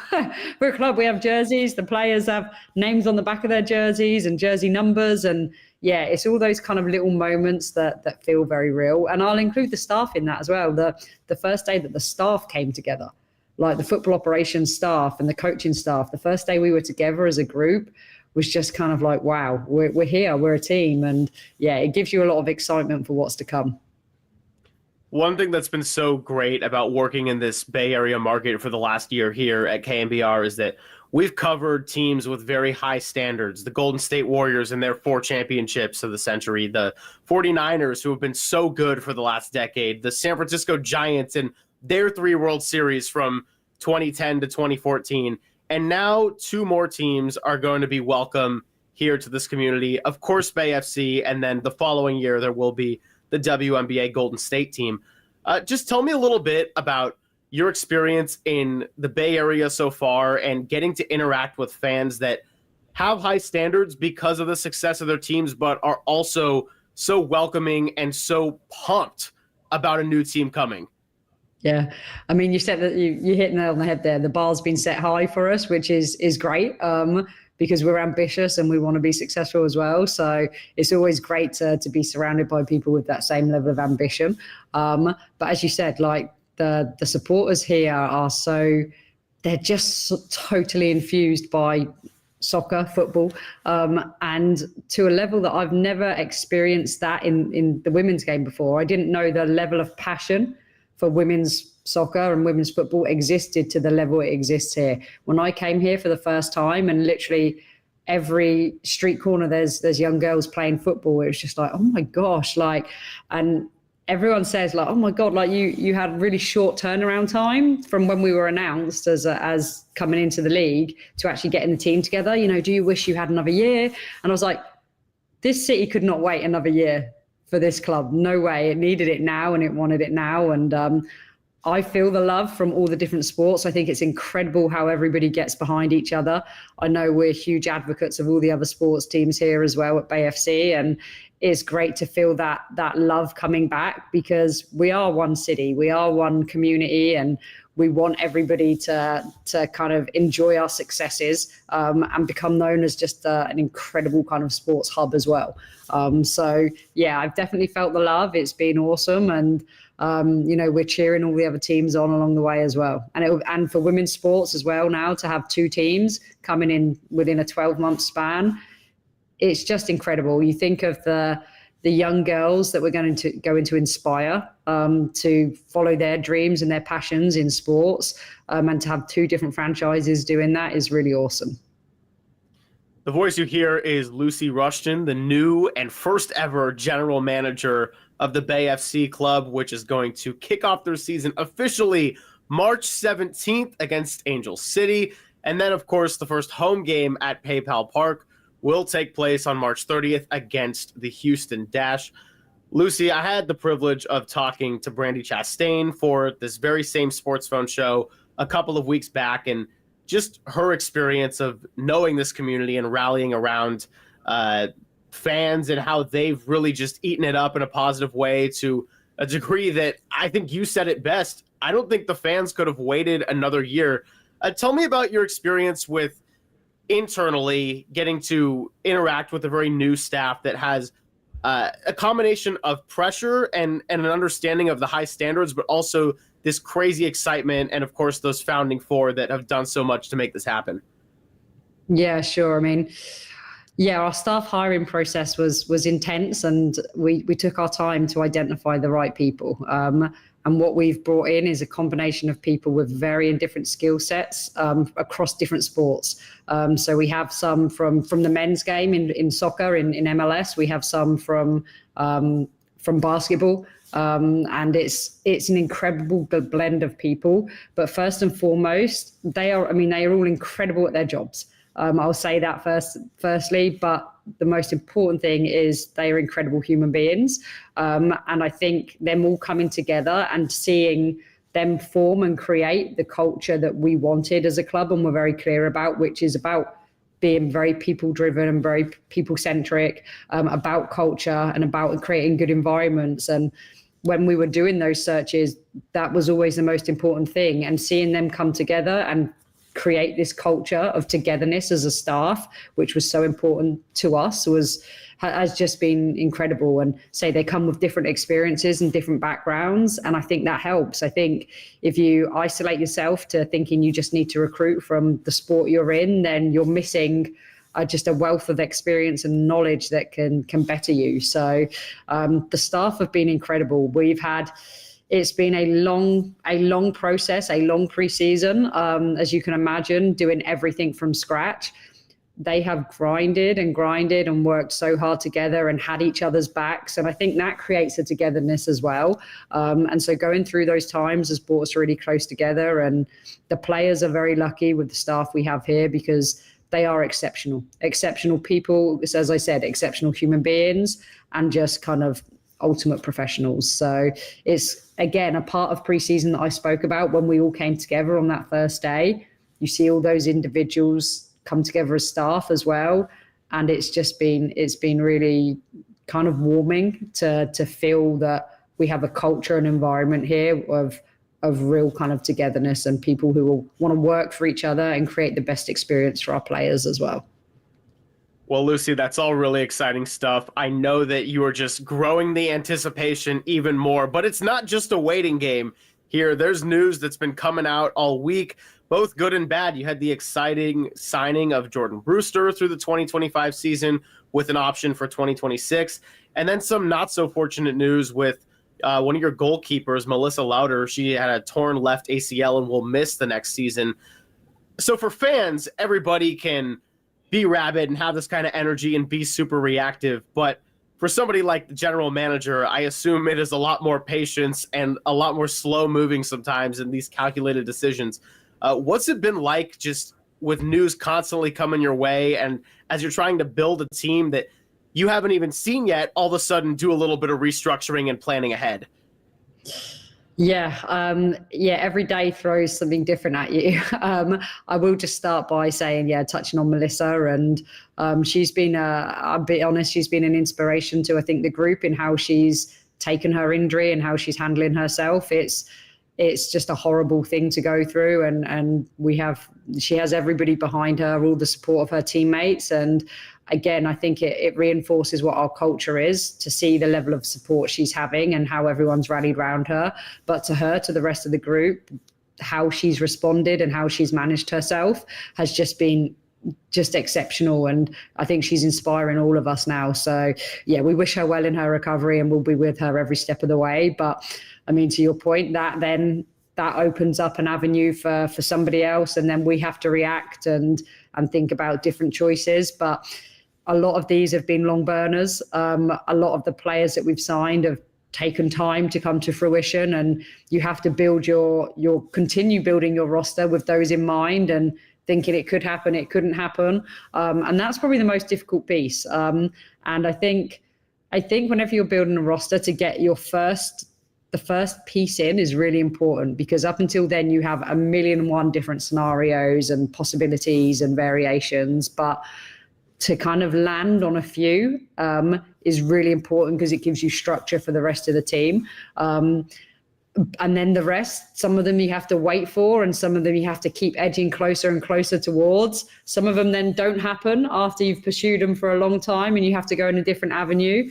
And it's that continual kind of like, not being reactive, because you're being proactive in your setup, but you are reacting to the different changes and the different fluctuations that happen. So it's part of the excitement, it's part of the joy of building a team, is you never know exactly where it's going to go, and every piece you do bring in impacts others.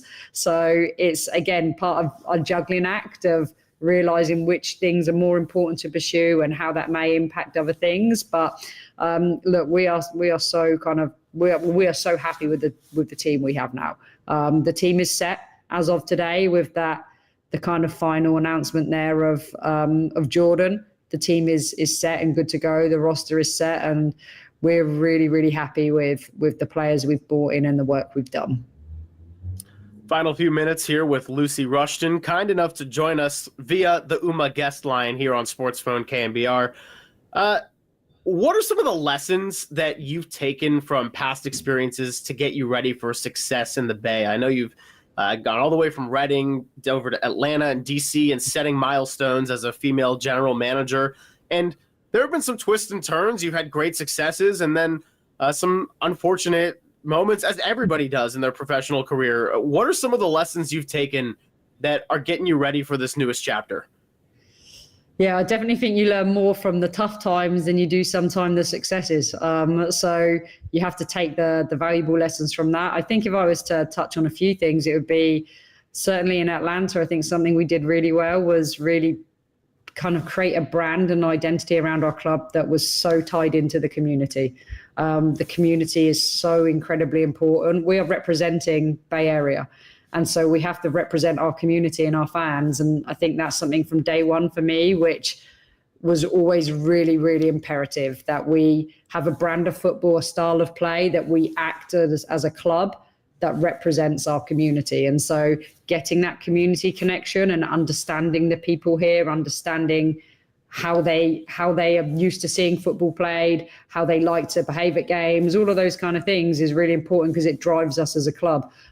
Because as I said, we represent them. So I think first and foremost, that's probably something I took from Atlanta. I think also my Atlanta experience, I had the opportunity to build a roster there. So a lot of kind of like nuances around how to do that, or what creates a winning team.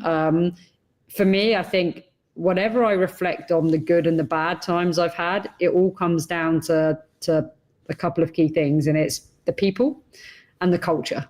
And the people, I genuinely believe, if you get the right people in your organization and you have a culture which is about the things that I mentioned earlier, togetherness, unity, driven by your morals and your values and principles, then the rest will come. Everything will fall into place, because I think good people with a skill set, when they come together, they can do great things. So I think when I think of the tough times I've had and the good times I've had, the common denominator and what defines those is the people. So that's probably my biggest learning, I think, from my previous experiences is surround yourself with the people that also share your values and share your principles, and the world's your oyster. I love that answer so much, because we've had a lot of discussions within our own workplace, and we've had some changes happen over the past 3 to 4 months, and just things moving around. And we've discussed this many times as a staff, talking about the people and the culture and having the right squad. And even when we were short-staffed or going through certain changes, we all leaned into one another and understood that we could trust one another, and the culture was really good. And I think that's made it a huge part of getting through this time, as now we're able to bring more people on the staff and just continue to grow some shows. Like the SportsPhone show was back in the day, but really the newest rendition of it is only a couple of months old. So really exciting to have it back. And it's been a wonderful opportunity to hear from a lot of our Bay Area citizens who can call in at any time from the 6 to 9 window every night, but then also to connect with other people we maybe haven't had on the show, such as a Lucy Rushton or a Brandy Chastain. So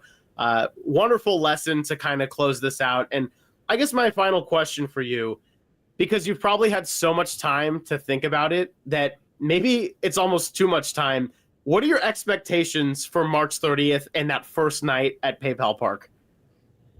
Oh, yeah, I thought about it a lot. Well, we're going to bring it as a team, obviously. The players are excited, so excited for that game, because it's our first opportunity, as I said, to represent our community and be there in front of our own fans.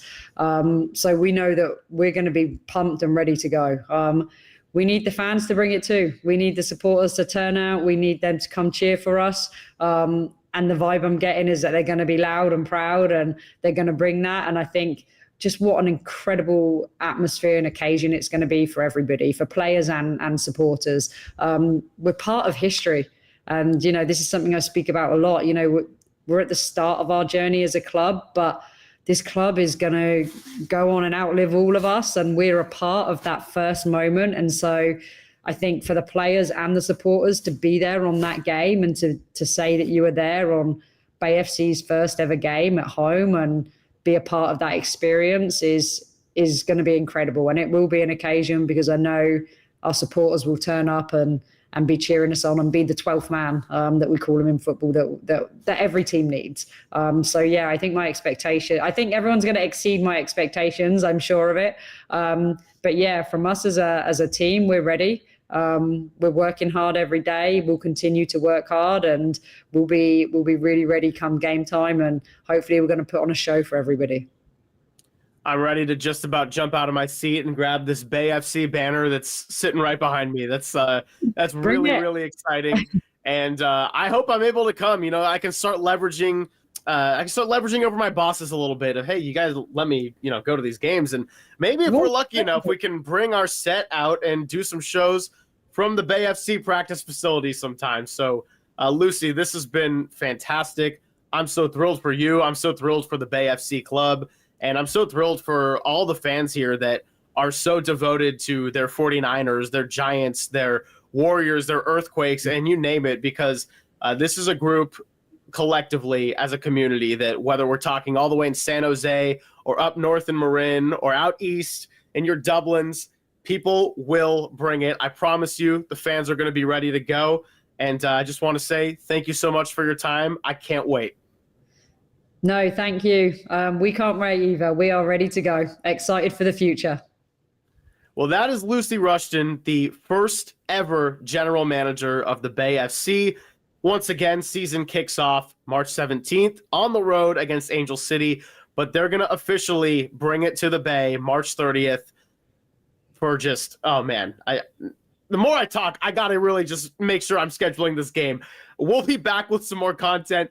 Dubs OT coming up shortly following the Warriors and the Mavericks. We're going to connect with our guy, John Dickinson, like we always do.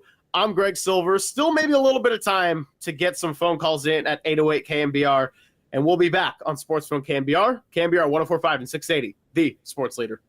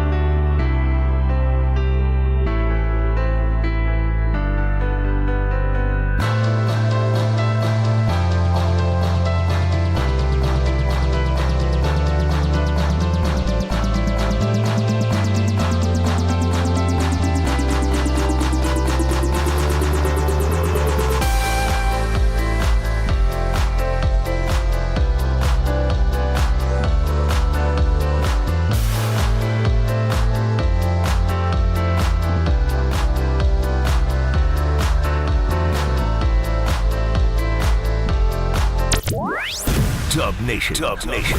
Time for the real and inside story on Warriors basketball. Curry sidestep, Curry drive, Curry flip, Curry good!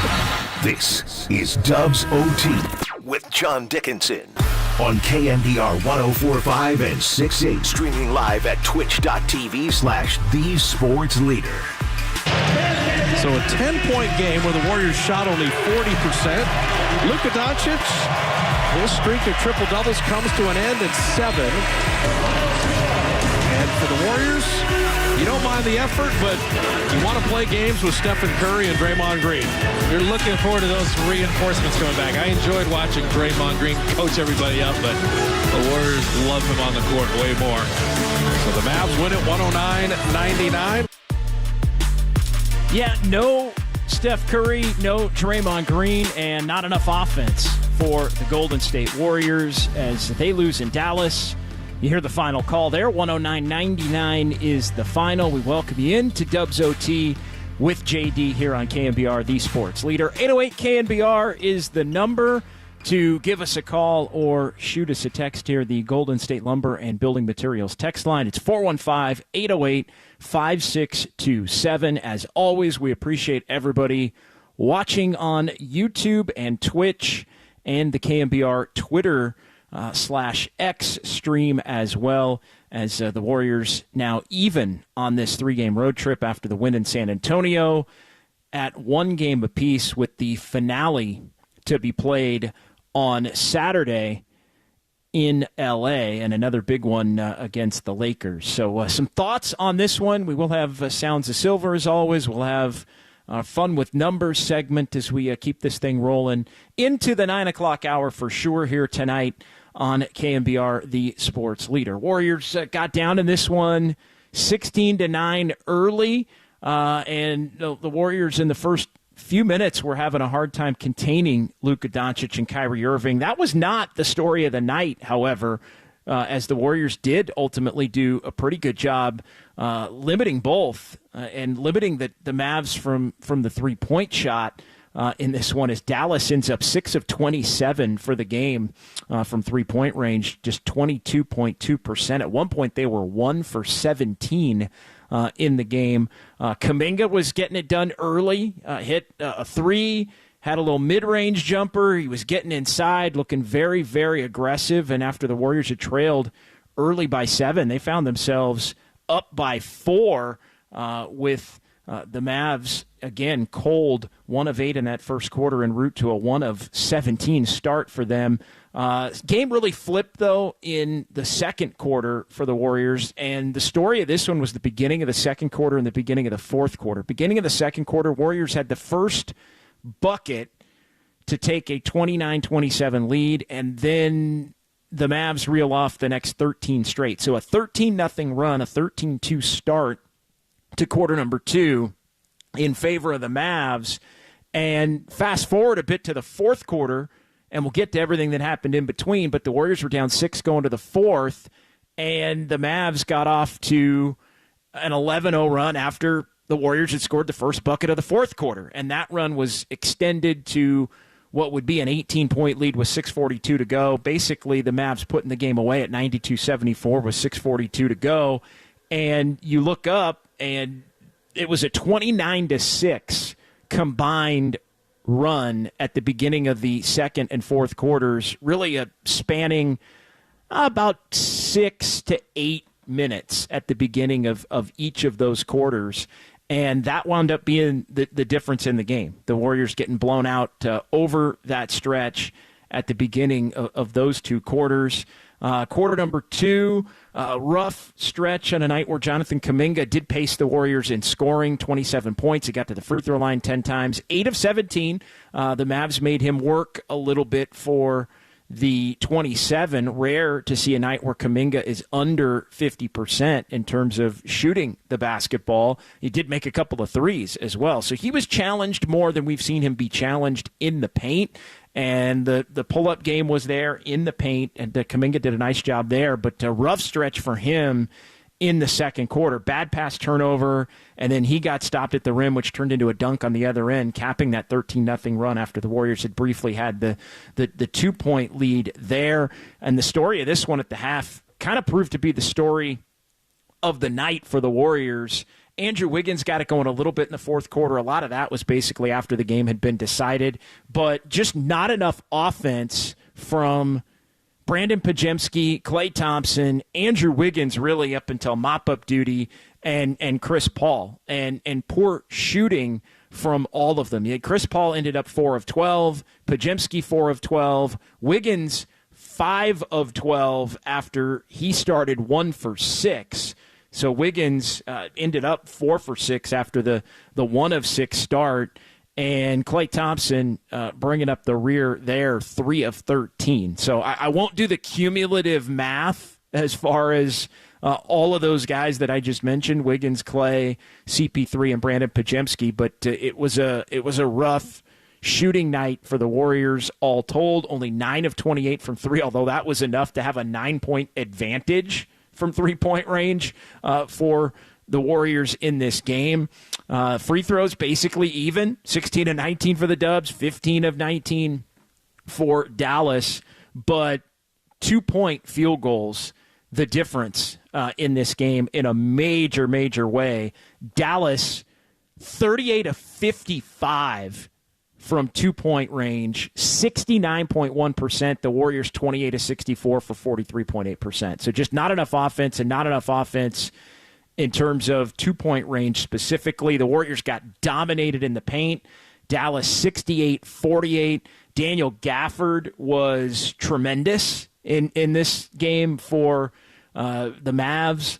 And the Warriors, do some things right in terms of, like I said, containing Luka and containing Kyrie Irving, 23 and 21 respectively. But it was an efficient night from Green. It was an efficient night for Exum. It was an efficient night for Lively, the young player, in addition to Gafford, and all of that paint. Anytime you're giving up 68 in the paint, that is a dominant performance by the opposition, and the Warriors got hit with that. Early in the game, it was turnovers as well, especially in the first quarter and the first quarter plus. The Warriors giving up a lot of points off turnovers. It ended up 21 points off turnovers. Both teams had 17 turnovers, but here's another little story of the game. Dallas had 21 off of the 17 turnovers, and you look at the Warriors, only had 11 off of the Mavs' 17 turnovers. So that another tell here. All in all, too many turnovers. not enough shooting, not enough scoring. By the way, Kuminga did lead the way in terms of turnovers. Not surprising. Again, the guy that's being asked to be your number one scoring threat and have the ball in his hands a lot more, and the Warriors are having the ball in Kuminga's hands a lot more. I mean, that kind of comes with the part of being the number one option, and Kuminga these last couple of games has been the number one option because Stephen Curry's been out, and so he elevates, and again, a rough game for him in terms of the turnovers. He got his points. He got to the free throw line.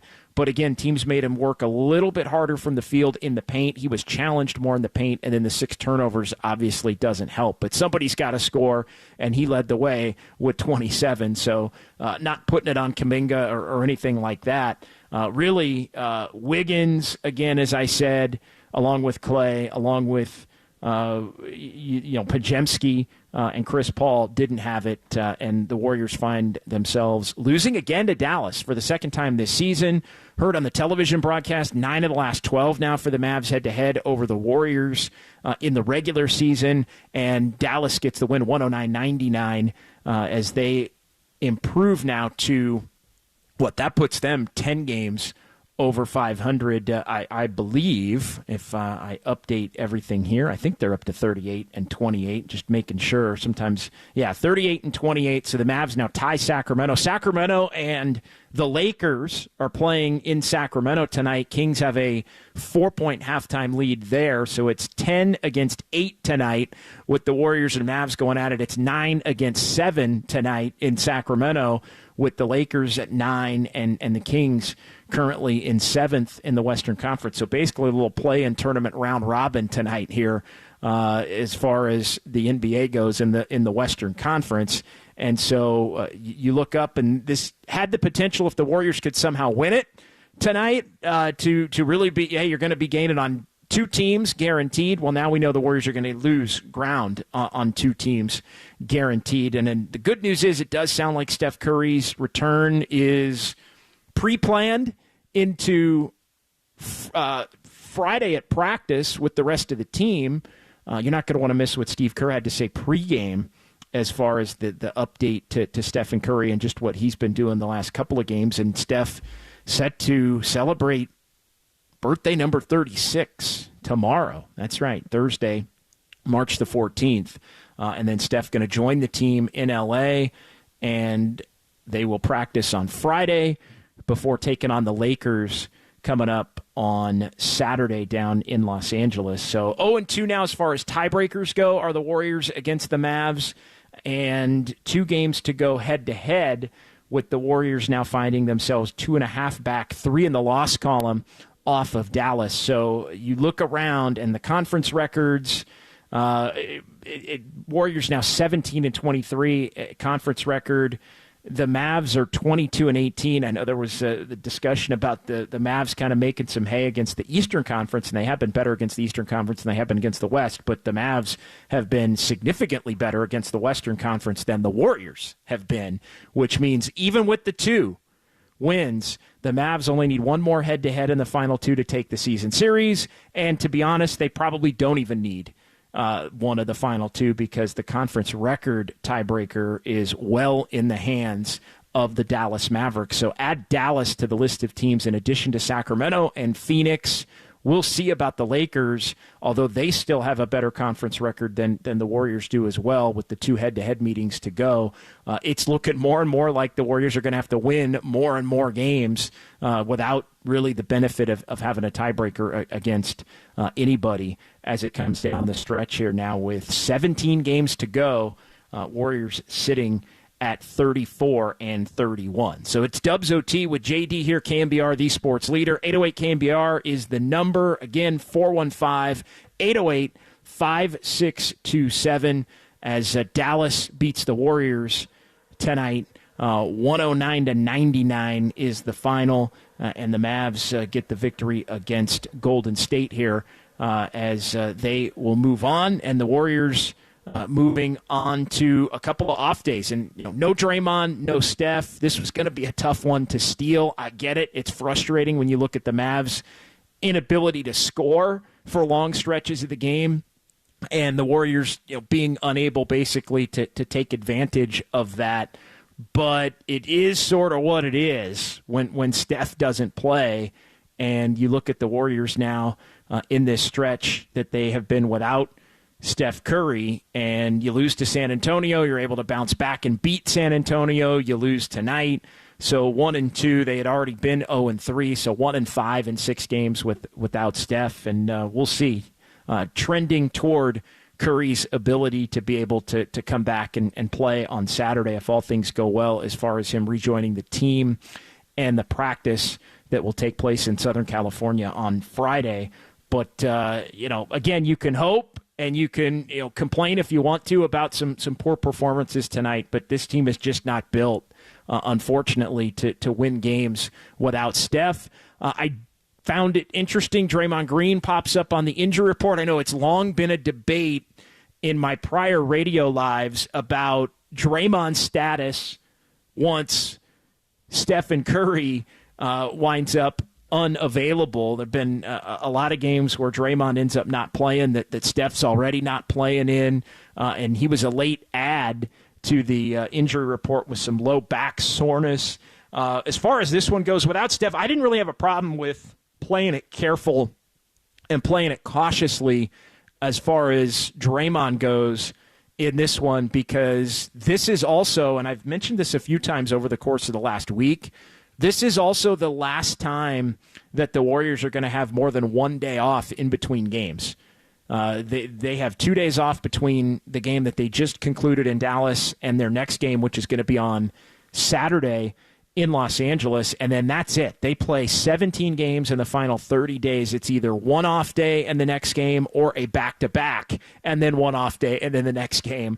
And so this is really the final chance for Steph, although he's been dealing with the injury here for the last week, and for Draymond to get some semblance of a little bit of a rest before it's really all systems go as far as the down the stretch portion of the season, and really having to ride this thing out to try and avoid the play-in tournament, which is, unfortunately for the Warriors and unfortunately for Dub Nation, it's looking like that's going to be less and less of a reality with each passing game when you look up at the standings. And we'll keep you updated on what goes on tonight in Sacramento between the Kings and the Lakers. 808 KNBR is the number. Got a couple of lines open if you want to join the conversation there. Appreciate everybody on YouTube and Twitch as well, as we are off and running here. Let's get to Mel in Moraga, who tips us off tonight on Dubs OT with JD here on the Sports Leader. Hey, Mel. Hey, JD, love the show, man. Your breakdown's great. It looked like a throwaway game, let's face it, no Steph and Dre. But then as it played out, Doncic was obviously either his worst game of the year, or combined with an injury was really a gettable game. Kuminga looked pretty good, but they've really turned into, without Dre, especially, kind of more of a one-on-one focused lack of ball movement game. And again, shorthanded, but man, I don't like the way that looks versus how we've kind of been historically. We're shorthanded. I get it. I just don't know what else they could do to kind of get the ball moving a little bit more versus what they had tonight. But, they were in there for about 3 quarters and not really much more they could do. So anyway, that's about all I had. Yeah, good call, Mel. Appreciate it. Yeah, I'm with you as far as it kind of looked like, all right, the Warriors are probably not gonna win this going into it. It would take either an enormous amount of disrespect from the Mavs, and I didn't really get the impression that the Mavs played down tonight or were kind of toying with the game or messing around tonight. I just thought they weren't playing well. I thought the Warriors did compete defensively, as noted.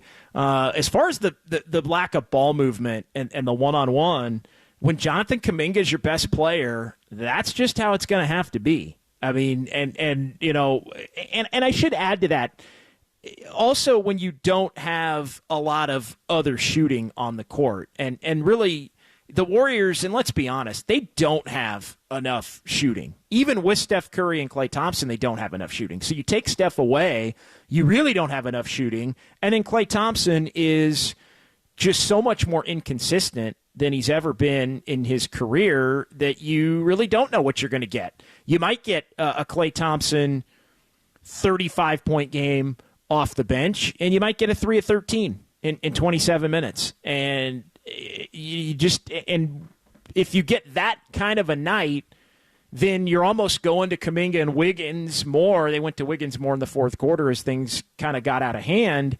But those two players specifically, Kuminga gets the most. When the Warriors are whole, Kuminga gets a ton of his points, and I think he's at his best when basically they're not running any plays for him. He just gets it off the cut. He gets it off the drive with the gravity of the defense being pulled in different directions to where he can get easy all the way to the basket.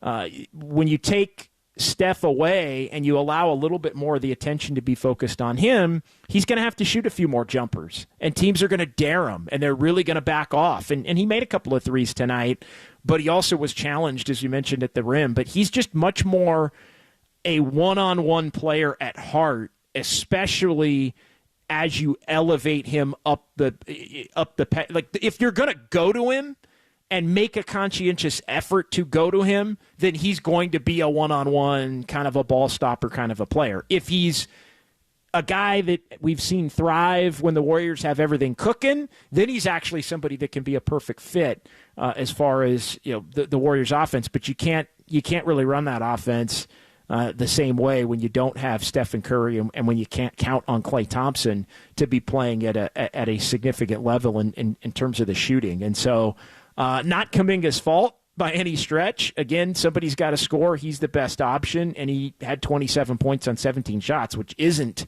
exactly inefficient at all. The 9 of 10 free throws helped push that up to a pretty respectable night. But again, you put the ball in his hands a lot, he's going to turn it over more as a young player who's learning, who just him having it in his hands at the level that he had it in his hands over 35 minutes. A lot of nights you look up and your best players typically have the most turnovers. Well, Kuminga had 6 turnovers tonight of the Warriors' 17, and that winds up, for as well as he played in other ways, it winds up hurting you as far as the ability to actually win the game. So I do think Golden State has found themselves, they're just under-talented. I mean, that's just the reality. They're just under-talented. Without Steph Curry and then, without Draymond Green. I give them credit for as well as they played defensively. Sure, Dallas maybe had an off night in terms of shooting the basketball, but I thought they really did a nice job. I thought Wiggins did a really nice job on Luka for as much as he was getting crushed tonight on social media, which you can always expect, right? But he was doing it at least defensively for long stretches against Luka. And again, I don't put much into Wiggins' 17 tonight because most of the 17 was after the game was essentially out of hand and the Warriors were down 18 points and were trying to come back. But they probably weren't going to have enough. But defensively, again, I think it was a decent effort all in all. But in part, and the Mavs shoot a lot of threes, more threes than the Warriors, in trying to get the Mavs either off of the three-point line or to really sell out to defend the three. The paint was wide open, and Gafford and Lively and those guys really, really hurt the Warriors on the interior in this one. And I think that's where size did hurt the Warriors in this one, and not having their best center, who is Draymond Green, hurt the Warriors in this one. But Gafford, I mean, he's got that unbelievable streak of baskets made consecutively, which was upped again as he was 5 for 5. But yeah, 68-48 in the paint really tells the story. And the Warriors got out-hit in terms of bench scoring, too, 37-28, which you don't see often. But as this team gets more and more shorthanded, you do start to see it a little bit more with, Klay suddenly back in the starting lineup and, different iterations and combinations that have to wind up playing together. So 808 KNBR, the number, it is Dubs OT with JD here on The Sports Leader as the Warriors lose this one 109-89 109.99 is the final. Let's dig into the YouTube chat a little bit here before we pause, as we do have a couple of lines open. We will get to some text messages as well here on Dubs OT. But, yeah, looking at the YouTube chat and just kind of getting over here to my screens. Appreciate everybody just first and foremost for checking in. Rockin' New Era 84 and Tacky. Robert Prado, appreciate AJ Cruz 75 as well. A lot of folks checking in here as well with Dubs OT tonight, and we really appreciate it. Douglas Mikes checking in, Land of the Hella checking in. A lot of back and forth on the YouTube chat, as always. We like to see it. Enrique Rivera chiming in. Pods needs to find his offensive game. I'd like to see a mid-range game developed. Yeah, Pajemski is going to have to. He's going to have to pick his spots, pick and choose some of the times that he chooses to drive all the way to the basket versus take shot selection. I think is probably the number one thing. A couple of people chiming in on Kuminga. I actually thought Kuminga's mid-range game was decent tonight. He was willing to take it, knock down a couple. Tony Smith not feeling the mid-range game. He's not Anthony Edwards. But, I thought all in all, again, somebody's going to have to be able to score the basketball. And I thought, as Mickey D stands in, Anthony Edwards 1 of 1. There's no question about it. So if you got a question in the YouTube chat, feel free to leave it. We will bring in Greg Silver coming back here as well. We will have Sounds of Silver. We will have fun with numbers. We're going to try to come up with a question of the night here tonight on Dubs OT. It's going to be kind of a tough one. I'm going to need some help. To be perfectly honest, as far as the question of the night, not really a lot to glean from this one. CA chiming in, why was Dre out? Low back soreness for Draymond, and he was not listed on the injury report until about 3:30 this afternoon Pacific time, so it did kind of make me wonder, well, it's one of those little things that pops up that sometimes when Stephen Curry is out, suddenly Draymond finds his way out of the lineup. Saric was really bad. I know there were a few people, Erwin Kwong. Saric was really bad. I'm not putting the game on him, but he was out there in the second quarter for one of those lengthy bad runs. He played 5 minutes and was a minus 11 in the 5 minutes. So, Saric was rough in that particular stretch. He ended up minus 10 for the game. He played a couple of mop-up duty minutes in this one. But, Kerr used the opportunity with Draymond out to get him a couple of minutes and maybe try to get him going for future use, and it just didn't happen. And, it did hurt the Warriors. They made up for it, but it did hurt the Warriors in that first half. But he wasn't out there in the second half when it was, Chris Paul, Pajemski, Klay Thompson, Andrew Wiggins, Trace Jackson Davis. That was the five that, and then with Peyton and Kuminga that really allowed the game to slip away. So 808 KNBR is the number. 415-808-5627. We'll pause here. It's Dubs OT with JD. It's KNBR 104.5 and 680, the sports leader. That's why you don't play defense with your face.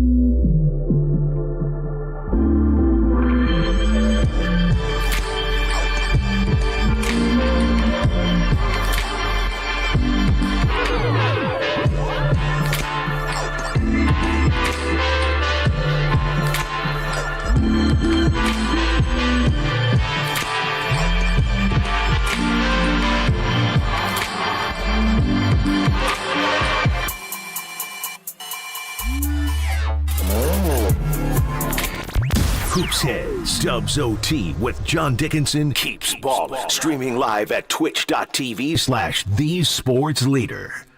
That's what you do with Luka. Force him one way and then block the shot.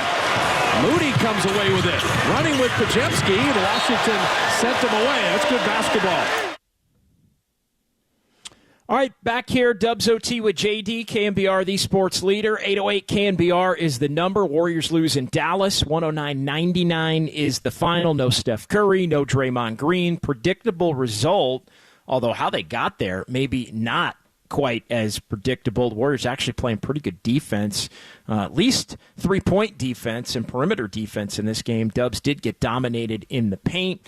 But the story of this one, not enough offense. Warriors with just 99, and Jonathan Kuminga had 27. Wiggins got 17, but beyond that, TJD 10, a lot of 9s and 8s and 4s for the Warriors as they shoot 40% and 32.1% from 3. So the Dubs now 34-31. As they are suddenly struggling here, not surprising again, since Stephen Curry has gone out with the losses to Chicago and San Antonio.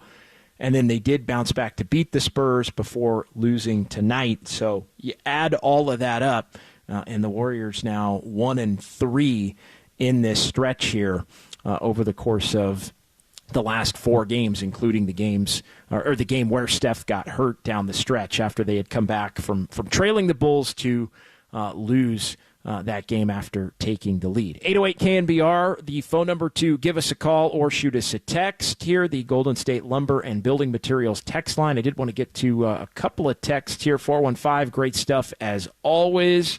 JD, the 650 chiming in, no secondary scorer. If your second option can't shoot a 3, then they're nothing. JK is a great third option. Well, JK made a couple of 3s tonight. That really wasn't part of the problem for him. The turnovers and being challenged more in the paint were. But again, I'm not knocking a guy who scores 27 on a night where the next closest is 17, and Wiggins' 17 was pretty hollow for the most part. But I do think it begs the question, and we'll get to our question of the night here and bring in Greg Silver momentarily. But I do think Douglas Mikes had a real good point. And this is a big picture point because I think tonight is as much about the macro as it is about, what we just saw and how it impacts everything. But Douglas Mike says Lacob and crew need to decide if Kuminga really is the second option. If not, get one. If Kuminga is the second option, trade for a third option, which, and I agree wholeheartedly with this, has to be a shooter. It has to be a shooter if Kuminga is going to be the number 2. They just need more shooting, period. I think that's the bottom line. They have some athleticism. Obviously, they still have Steph. When they have Wiggins and Kuminga together, they have a real strong amount of athleticism overall out there, but they need more shooting.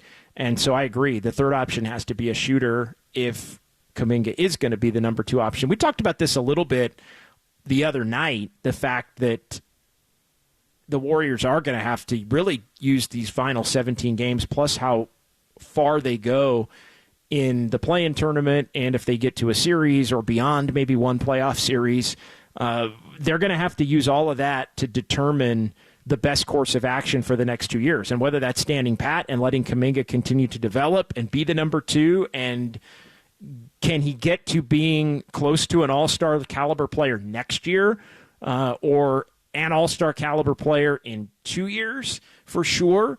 Does he become a superstar in the next 2 years? Like, these are the questions they're going to have to answer based on, because if they don't think he will be, and you want things to align with the Steph timeline, then he would be the one player that you would have enough talent to be able to maybe make a move off of to bring in somebody that would be the number 2. So it's not a crazy question as much as Kuminga has been.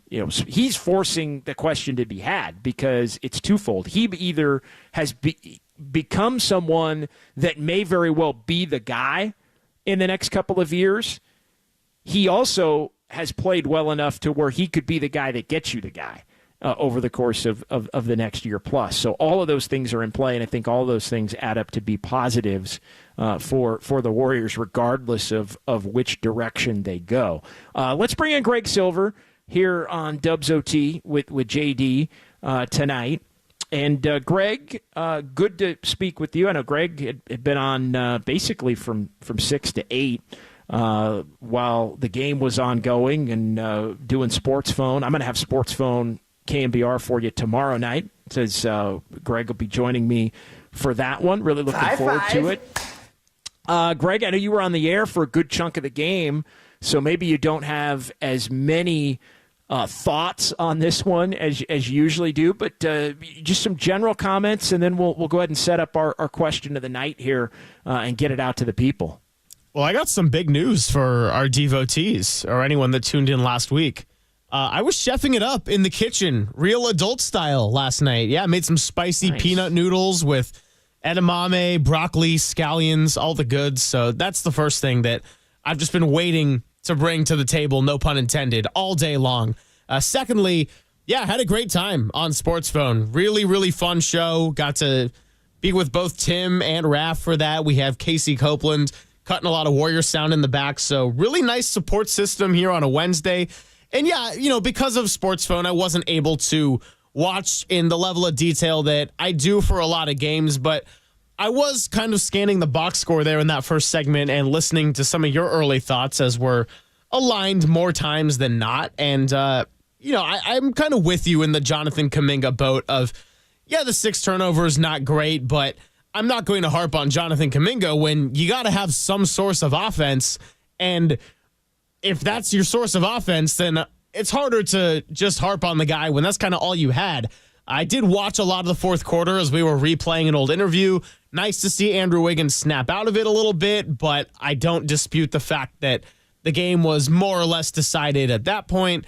And then Klay Thompson just didn't have it tonight on the shooting. That's going to happen sometimes. Brandon Pajemski still needs to learn to find a little bit more offense. I was really excited to see Kevon Looney get 17 minutes because he was out there just working like he always does, and it looks like he really is unfazed by being out of the rotation and just what Steve Kerr's kind of said about him being the ultimate professional. I think that was probably my bright spot of the night. Yeah, no, it was nice to see him get a little bit of run, but again, anytime you're digging down on the bench, you're thinking, all right, well, I mean, you're playing. He went to Saric a little bit. He went to Looney, who hadn't been playing. And yes, it was nice to see Looney be able to get out there. But, Looney, the reality has not been one of the Warriors' more productive players here as they've sort of fixed things. I'll say this for Kevon tonight. He was one of few that were a plus tonight in his time that didn't get it in mop-up duty. He was a +4 in the stretches that he played of the meaningful time in the game. And so he was, a subtly impactful player. I wonder, I know we've talked about it a little bit. I do think Kevon is going to be somebody that the Warriors do eventually, in some matchups probably go back to as they get closer to the playoffs or get into a play-in game against a team with some size. And I don't know, maybe having a little bit of the opportunity to rest up a little bit, get healthy if there is something that's been bothering him, and just be, more fresh than it's looked like he's been this year, I think could be of some benefit as well. But, good to see him on the court tonight. But again, the Warriors, unfortunately, wind up down as many as 18 in the fourth quarter. They end up losing this one to the Mavs, 109-99. So 808 KNBR, the number to give us a call or shoot us a text here on the Sports Leader. It is Dubs OT with JD, and the Warriors finding themselves now 3 over 500. Let's get to our question of the night, and I want to make sure we've got this phrased appropriately, aligned with how you're going to phrase it for social media. And the way I had put it, and we were kicking this around during the break, how have the last 3 games changed your opinion, or have they changed your opinion regarding the younger players, right? Seeing the younger players without Steph. And, I think that is JK, that is Moody, that is Pajemski, that is Trace Jackson-Davis. How have the last 3 games changed your opinion of them, if at all? And Greg came up with, or is in the process of coming up with, a multiple choice answer to that question, and then we can kind of go through basically each and everybody as far as that group of young players that I think was starting to get. The comments were starting to come. I know the discussion was starting to tilt down the road, Greg, of 2 timelines again, which that makes me want to just flip my screen over. And we can get into the reasons why. But, I'm just curious as to how maybe the last few games without Steph have changed the view of the young players that were coming on strong, and a big part of the whole project here as the Warriors had started to flip the season around. Yeah, I think that was a appropriate way to view the question of the night. I'm trying to think of the options and the multiple choice. It's hard when you're limited to 25 characters, but if you are listening to this program, I can probably elaborate a little bit more. I'm sort of thinking of, Curry helps everyone and kind of makes them shine, and it's a whole lot different without him. I'm sort of thinking as another option, basically saying no, they're still so young and they got a long ways to go. And maybe a third option of talented, but lots of progress needs to be made sort of thing. Or maybe instead of that third option, just having it be free response, rant at KNBR. But that's a slippery slope to go down. Yeah, I don't know if you want to go that route necessarily as far as the last one goes, but Look, I think, and I'll let you ultimately determine how you want to phrase it, but I think, as far as Kuminga goes, we'll just kind of run through. I'll kind of give you my thoughts on just the individual players. I just think, collectively, I think the one thing that it's shown is, and we've discussed this a little bit, this team is just not top to bottom.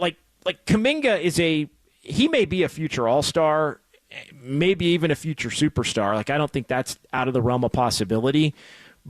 But, how good of a team are you in the near future if he's your best or your second best player? That's a question that needs to be addressed. And we've seen, him as basically the Warriors' best player. All right, you're losing at home to San Antonio. You bounce back with a win. Gets his 27-9. It's not indicative of Kuminga. It's not a negative on him, but I think collectively you see how under-talented this roster is around Steph as a whole. As it relates to the younger players, though, Greg, I do think it's interesting because, TJD, I think, projects to be somebody that's going to be a quality rotation. But, I don't think anything's changed. TJD's played basically the same way whether Steph's been in or not. I think he's the one. Kuminga, I think, for the most part, has had maybe more impact when Steph obviously has been around. I think his shots and his efficiency have been better with Steph around, but he still figured out a way to score 27 points in the game tonight without him. So I think you can tell there are ways that he can get after it and still score. And then you look at a guy like Moses Moody, and, it's kind of the same Moses Moody. It just seems like Moses Moody is the kind of guy that, when he doesn't play, you're wondering why.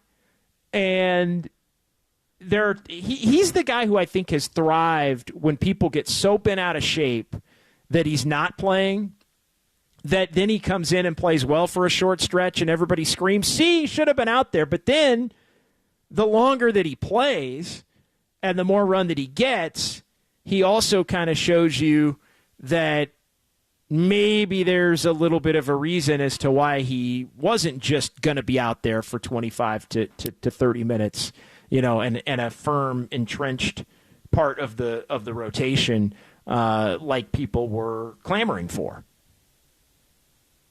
Yeah, watching Anthony Davis get hit in the face by Domantas Sabonis. This is actually a game that's worth paying attention to, as the Lakers, every loss they can get is good for the Warriors without Steph Curry. And, of course, those two teams are going to have a nice little swing together on Saturday. So, look, if Steph Curry can't play in that game and you got to go against LeBron James and Anthony Davis, I think you could probably write that one off. Yeah, look, if you can't win that one, you're probably going to be 10th in the West. And look, the Kings have opened up a 16-point lead, and they're looking for the sweep of the of the 4-game season series, that's been a bad matchup for the Lakers to this point. The Kings have won a couple of games down in Southern California. They beat them earlier in the year in Sacramento, and they're up 13 now late in the third in Sacramento tonight. And, yeah, going for the 4-0 season series sweep between the Kings over the Lakers. So, yeah, big game, and it makes it an even bigger game for the Lakers on Saturday as well.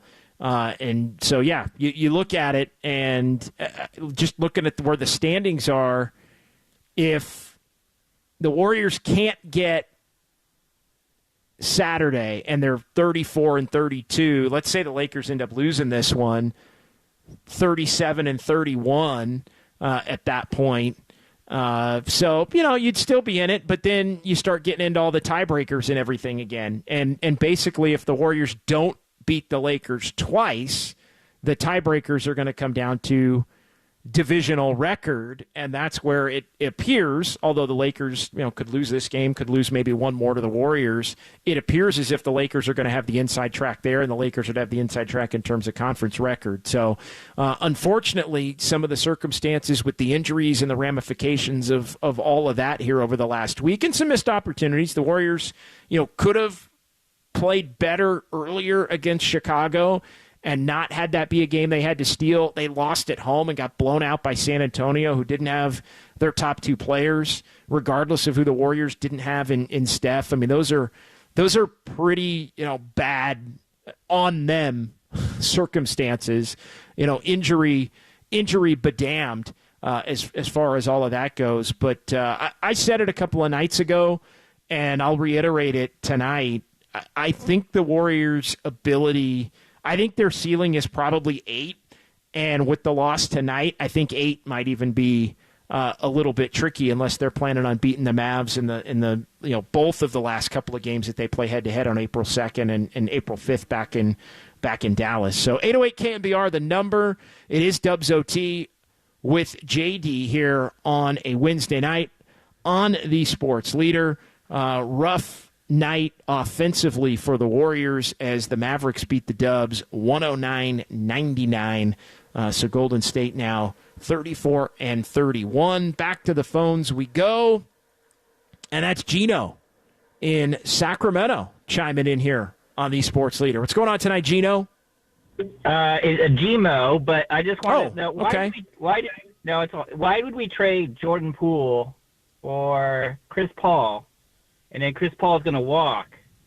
And I get that, we're trying to smooth things over, but I'm not sure we have a lot to show for it, record-wise. Well, they have a very similar record than they did last year. There's no doubt. Jordan Poole is somebody that's going to be making over $30 million for multiple years, which I think, given the way that he played last year and the way that he's played this year away from the Warriors, they wanted to get off that contract first and foremost. CP3 can walk, but the Warriors also can trade him. It's not a straight up walk. The Warriors can trade him, and then I've mentioned this a few times. He does have a $30 million option. It's a team option for next year that can be exercised. He basically can be traded, and you can take back another $30 million player. And then the team that gets him can wipe it out, can say, you know what, CP, you're gone, and they would owe nothing to Chris Paul, and Chris Paul would become a free agent at that point. So there still is that option. I know Joe Lacob has said he may want to get under not only the second luxury tax apron, but out of the luxury tax completely. There's no way the Warriors would be taking a $30 million player back if he stays true to form with that level of thinking. But I think they bet that they didn't want to be in the Jordan Poole business anymore, given how poorly he played last year and maybe everything that went on with Draymond, even though that was on the surface, Draymond's fault. And so, the risk, though, that they ran, and I talked about this at the time, Gino, and we've discussed it a little bit since, the risk that the Warriors ran was games where they don't have Steph Curry, because that was the one strong suit of Jordan Poole's game. Even last year, games without Steph Curry, he'd fill it up and get 25, and the Warriors were able to win a lot of those games, 14-12 in the games that Steph missed last year. Big part of that was Jordan Poole. You don't have it this year, and now when Steph is out, you don't have enough scoring, and you find yourself, 1-5 in the 6 games that they've had to play without him. Yeah, I just hope it's worth it because I don't see the results yet record-wise, and I trust the front office, but I hope it works out. Thanks. Appreciate it. 808 KNBR is the number, and I was curious here because I'm looking this up as we speak here on Dubs OT on the Sports Leader.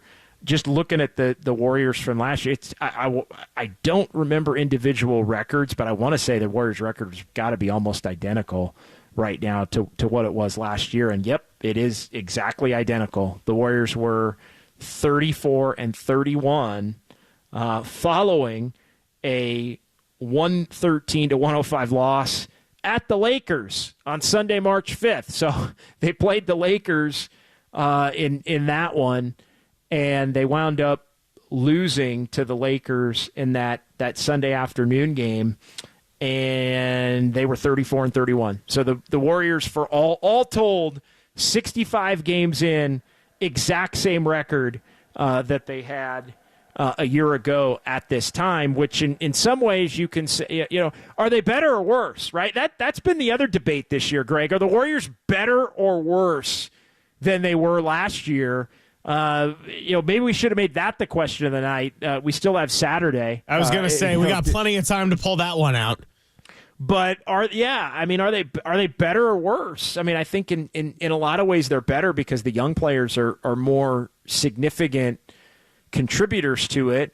But Steph's only missed 6 games. He missed 26 last year. And, you could make the case if he'd missed 20 games right now, God, where would the Warriors be? Would they even be 10th? Well, in the West? I just kind of have a question. I think they probably wouldn't be. I think they probably would not be. Yeah, I think that's a pretty safe bet. You could say the Jazz and Rockets would have a nice little path to jump them. But obviously the realistic goal, would be to get to 8. And that way you can afford to lose a game in the play-in if it comes to that. That said, if it's going to be 9 or 10, in theory, you would love to have that game at home, especially against a crowd like the Lakers that knocked you out and sent you home last year. I'm not so sure this is what it was last year, JD. Like, they're actually focused and locked in on the road, whereas at home, we've seen them come out and sleepwalk. Even a game like tonight, just compare tonight to the game against San Antonio. Exactly. Both without Curry. Right? So they without Curry at home against San Antonio, and they go down middle of the first quarter, and they're brutal. They end up down 21. They get blown out. Tonight, they compete for 3+ quarters. They clearly don't have enough for all the reasons we've spent the last hour discussing. But then at the end, but they played a much better game against a much better team. Tonight. And so, yeah, that even that, I think, has been the story. Even just the San Antonio game versus the San Antonio game, right? At home, Spurs don't have Wemby. They don't have Vassell. Blowout. On the road, Wemby and Vassell are playing, and you've got Trace Jackson-Davis dunking over him like he's nothing. So, the Warriors this year have been a much better team on the road. Now, they're going to win 2 road games against the Lakers and then potentially go back to Dallas or go to Sacramento or one of those teams. Maybe Phoenix ends up dipping or falling into that slot in the Western Conference. I don't know. That'd be a pretty tough task. But, in some ways, this team is better than they were last year. In other ways, it's like, I don't know, are they really? And so much of the reason that I believe they are better than they were last year is because they put together a longer stretch of quality basketball later in the season, seemingly having figured things out with the stretch before Steph got hurt, basically from January 30th, if you want to pick that spot, all the way up until a week ago tomorrow night on March the 7th when they wound up having Steph go down, and it's basically been struggles since. So 808 KNBR, we can get into that. Sounds of Silver's coming up next. We'll have some fun with numbers as well. We'll revisit our poll question of the night. It is Dubs OT with JD as the Mavs beat the Warriors 109-99. It's KNBR 104.5 and 680, the sports leader. It's a great holiday.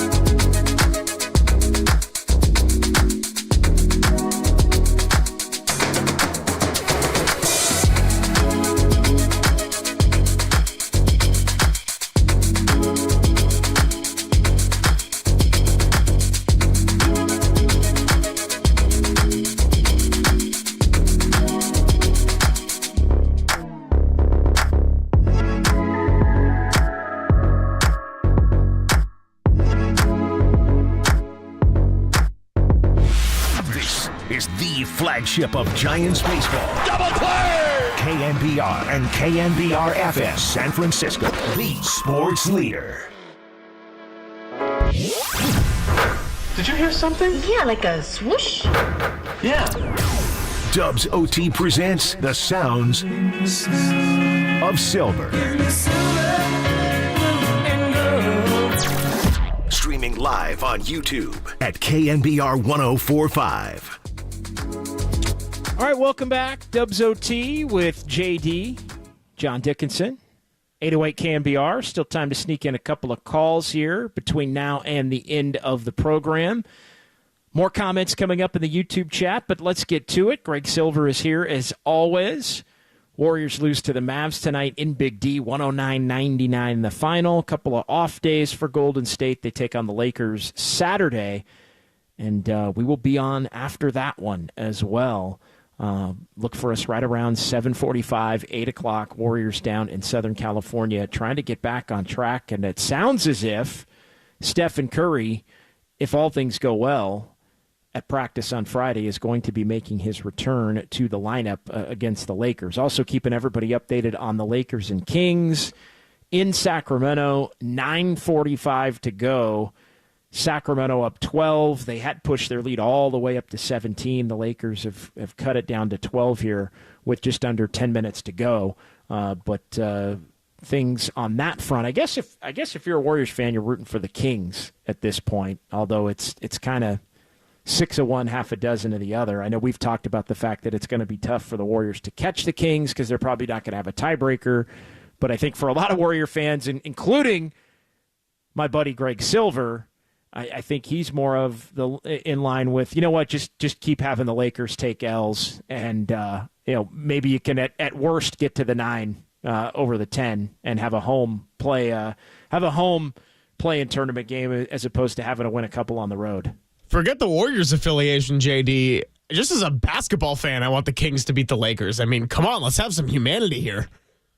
Well, I mean, I get that as well, but there's nothing that would I don't know. There's nothing that would trump, if I'm a Warrior fan, what's better than for the Warriors. Then, and look, I get it. You want to see the Lakers lose. I understand that can be part of the equation, but at the same time, you also want to make sure that you're, if we may look back April 14th and go, well, damn, the Lakers came from 17 down in the fourth quarter to beat the Kings, and that ended up where, maybe the Kings ended up somehow 8th because they collapsed after that happened, and the Warriors ended up 7th because they got really hot and went 13-4 in the final 17 after Curry came back, something like that. I'm making it up as I go, but I think the more important point of what you're getting at, JD, is that the Warriors should really only worry about the Warriors right now, and Warrior fans should really only worry about the Warriors because they got to take care of their own business before you can start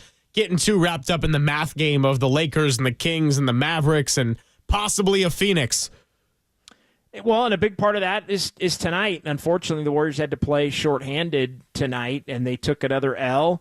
And, they lost a couple of 1-point games to Sacramento, and including the one in Sacramento where they had the 6-point lead in the final minute and ended up losing that game, losing one of the games in January at Chase by a point there.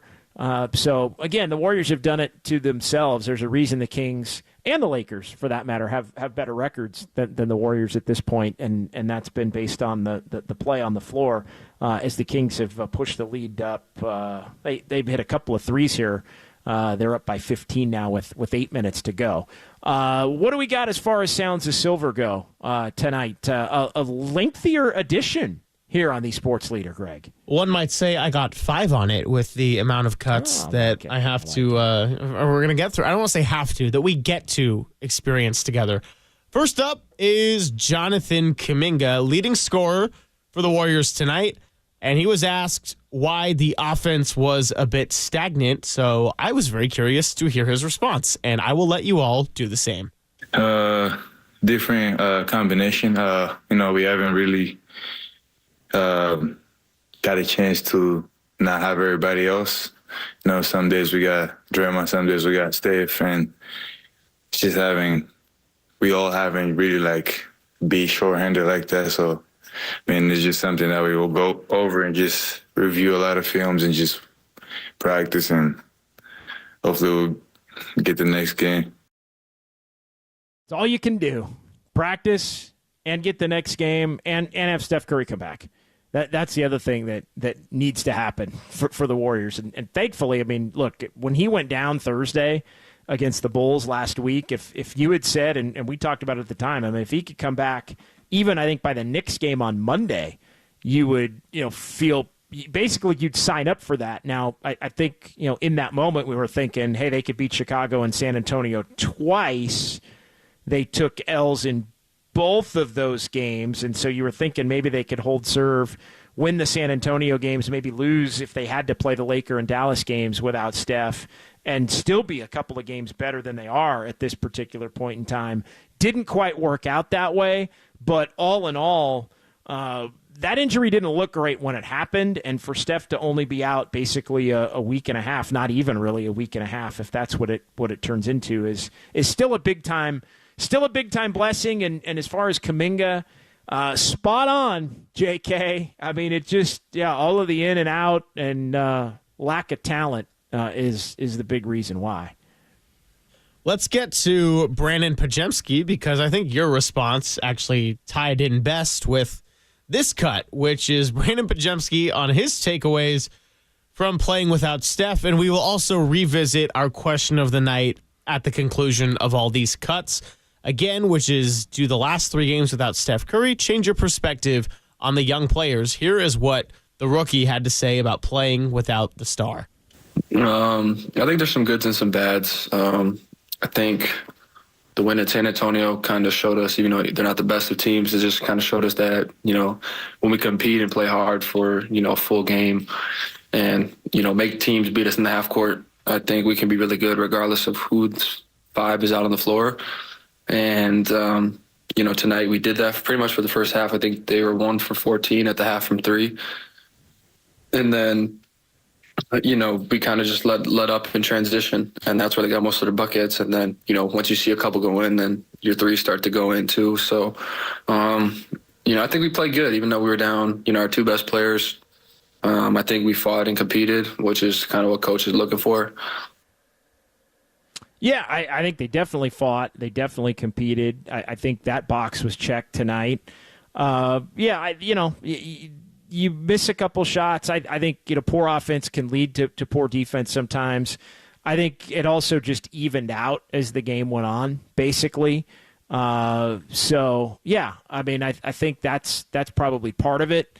And so, Dallas wasn't going to, after the 1 for 17 start, end up 2 for 34. And so you look up at the end of the night, and they ended up, after the 1 for 17, they were 5 for their last 10 from 3, and that ultimately proved to be enough. But nope, I'll give the Warriors a nod for the competitive spirit that they showed in this one, no doubt. Yeah, I mean, it's going to be a learning process for the young players no matter what. And as much as I like them, I think it really is going to come down to 2 things, which is, 1, how does the season finish? Because that will be a huge factor in Joe Lacob's decision-making over the summer. And 2 is what Douglas Mikes brought up of they got to have the honest conversation of, is Kuminga a number 2 option on a team that can contend? That doesn't mean, is Kuminga the type of player that could eventually become that, or does he have a ceiling of an all-star? No. You got to think about this from now with time running short. But back to the present. We got 3 more cuts. Let's hear from Steve Kerr. He and Brandon Pajemski were actually asked the same question in their pressers, and I will play both of their answers. That question was if the standings have become daunting. Let's hear from Kerr first. No, you can't worry about it. I mean, we look at them every day, obviously, but there's nothing we can do about that. But, the season, it really is a marathon. And at any point in the season, you rattle off 10 wins in a row, then, that matters. Whether it's in the beginning or the end, it doesn't matter. And I still have no doubt that this team can get on a great run and make a good push. They can, but they're running out of time, and it's going to have to start Saturday. I mean, that's just the bottom line. And again, I hate going through and playing the schedule game, but it really does, Greg, have to start Saturday in Los Angeles when the Warriors take on the Lakers, and they're going to have to be better at home. Our nightly reminder that the Warriors are going to have to be significantly better at home. Knicks, Grizzlies, Pacers, no picnic in terms of a couple of Eastern Conference teams plus the Grizzlies next week, Monday, Wednesday, Friday at Chase. And then they're going right back out on the road, and they're playing Minnesota, who's been a handful. They're playing Miami, who beat the Warriors shorthanded. Orlando's a really good young team. Charlotte and San Antonio, 4 and 5 of the 5-game road trip. Those are going to be a couple of games that you have to win if you're the Warriors. Like, just book those. And then you got more games against Dallas. The Warriors have owned Houston, but they're no picnic. The 2 Jazz games at the end, in addition to the game in Portland, I think are must-wins. So, I mean, I've basically laid out maybe 5 or 6 must-wins, and that's not even counting the 3-game homestand next week. I think the Grizzlies qualifies as a must-win. Really, they're going to have to win just about every game at home, and they haven't, Greg, proven themselves to be good enough to do it for whatever reason. Now, I do think the momentum they were building was real over the, whatever it was, 14-4 up until the point in which Curry got hurt. But they're going to have to basically reestablish that momentum and have another 13-4 over these final 17 without any kind of a slowdown, whether it's due to injury or whether it's due to anything else.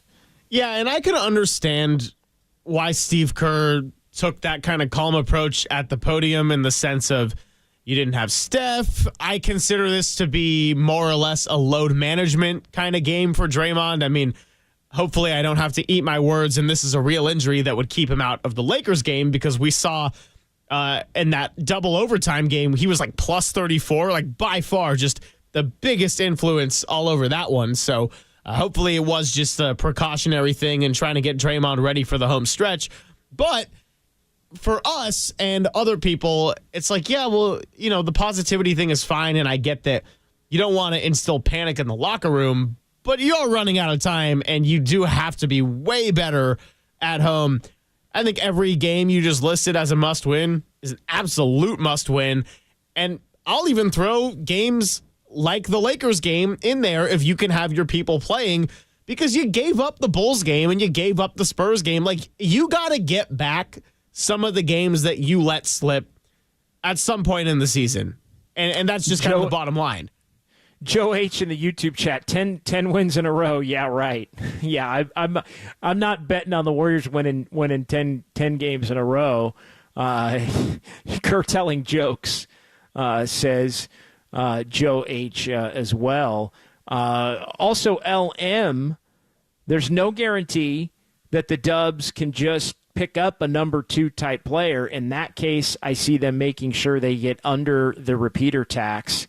That's going to be a hell of an evaluation for the Warriors this offseason, because if I understand why they would want to get out of the repeater, I understand why they would want to get out of the tax completely.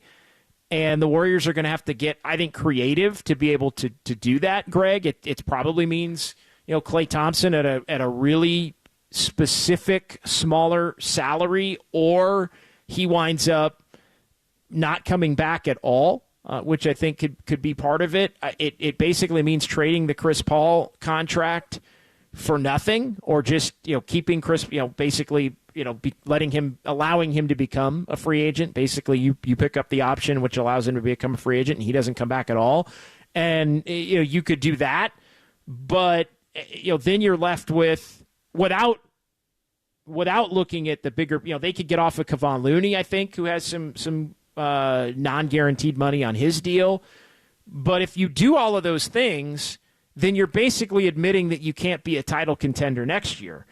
And that means that you're admitting that Stephen Curry is just going to have to wear it for another year. And I think that could potentially be somewhat of an uncomfortable conversation that the Warriors might have to have with Steph at that point. And so, because you just look at the roster, you'd have Steph Pajemski if Klay's gone.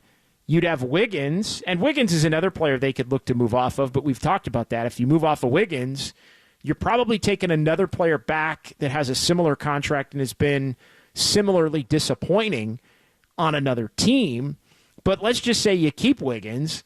It's Podziemski, Curry, Wiggins, Kuminga, Draymond, and then you've got TJD as your backup center.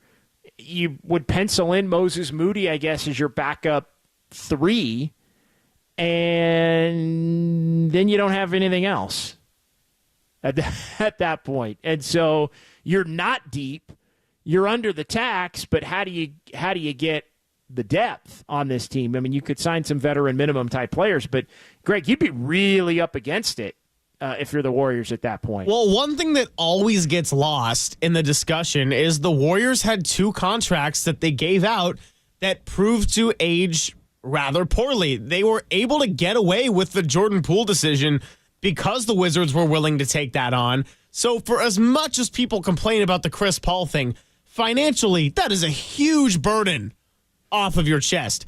The other one is Andrew Wiggins, and at some point when you offer somebody over $100 million, they got to perform to a certain standard, and around the trade deadline, everyone's like, oh, get rid of Wiggins, get rid of Wiggins. Why don't we just trade Wiggins for Jokic? Like, that is how fans will act with trades. And it's like exactly what you said. Okay, well, if you get Wiggins, you're just taking on somebody else's problem. Like, a trade, you got to be able to give up something in order to get something, or take on something in order to offload something. That's just kind of the nature of it. And because you're a team that is in a rather desperate mood, or, you know, with the state that you're in, I mean, really only the Lakers can kind of compare in terms of, we have an aging superstar and we want to maximize the amount of time that that player has left to play basketball. Everybody else can afford to be more patient and has the upper hand in negotiations. Like, I'm sorry, I know we've talked about that before, but I think it needs to keep being said and reminded over and over sometimes. Couple in the YouTube chat, San Jose Jazz fan the third. If Lacob wants to have an honest conversation, he should come to the chat. That's right. No more honest a conversation that goes on, the one that goes on in our YouTube chat here, our Dubs OT YouTube chat, KNBR, the sports leader. San Jose Jazz fan adding, competing or bust. Douglas Mikes and Irwin taking some digs at Anthony Davis. The Kings are going to win that game, by the way. They're up 15 with 2:20 to go, 115-100 in Sacramento. So that'll be a 4-game season series sweep for the Kings over the Lakers. And something that I knew but had forgotten, and Irwin and Douglas Mikes are making veiled references to this in the chat. AD checks under his bed at night for Sabonis, says Douglas Mikes. Irwin had also said, where did Irwin say? There was another, Sabonis is owning the glass against AD. Domantas Sabonis has never lost to Anthony Davis in his career. I did not know that until today. Yeah, I was going to tell you that earlier, but I didn't want to cut in at the wrong time. Not to jump the gun on fun with numbers. He will now be 0-10 against Domantas Sabonis. Yeah, he will be 0-10 against Domantas Sabonis. So that one.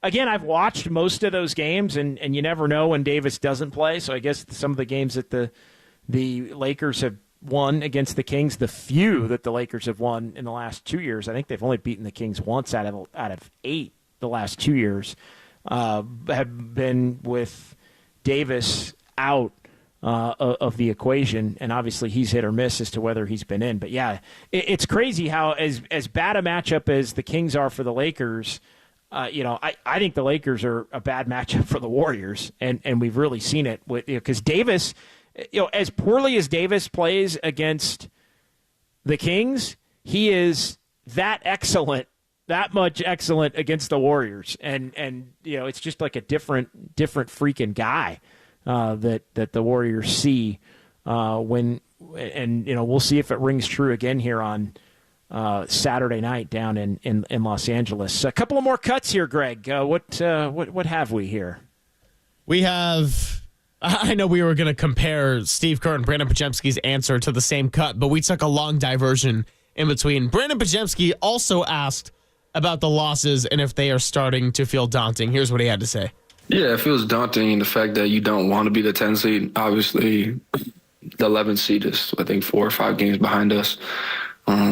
So for us to get that low, I don't think it's going to happen. But, you don't want to be a 10th seed and have to play 2 road games before you get into an actual series.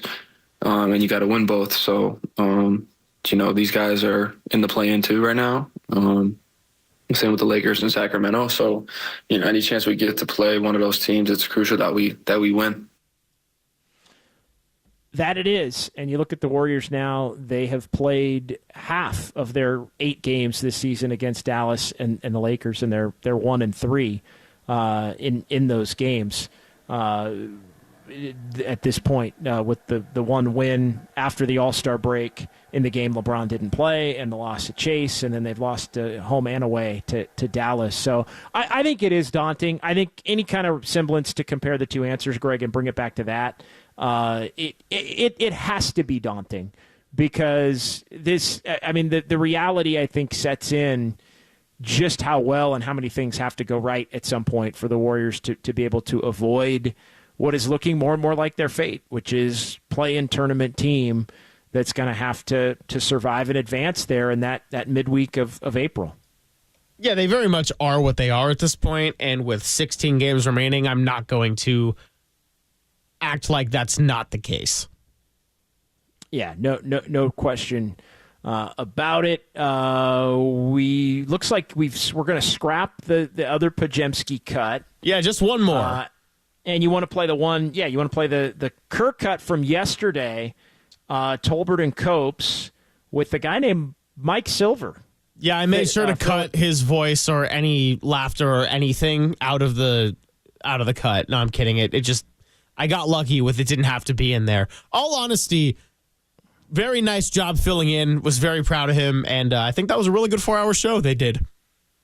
Yeah, no question. No question, and timely.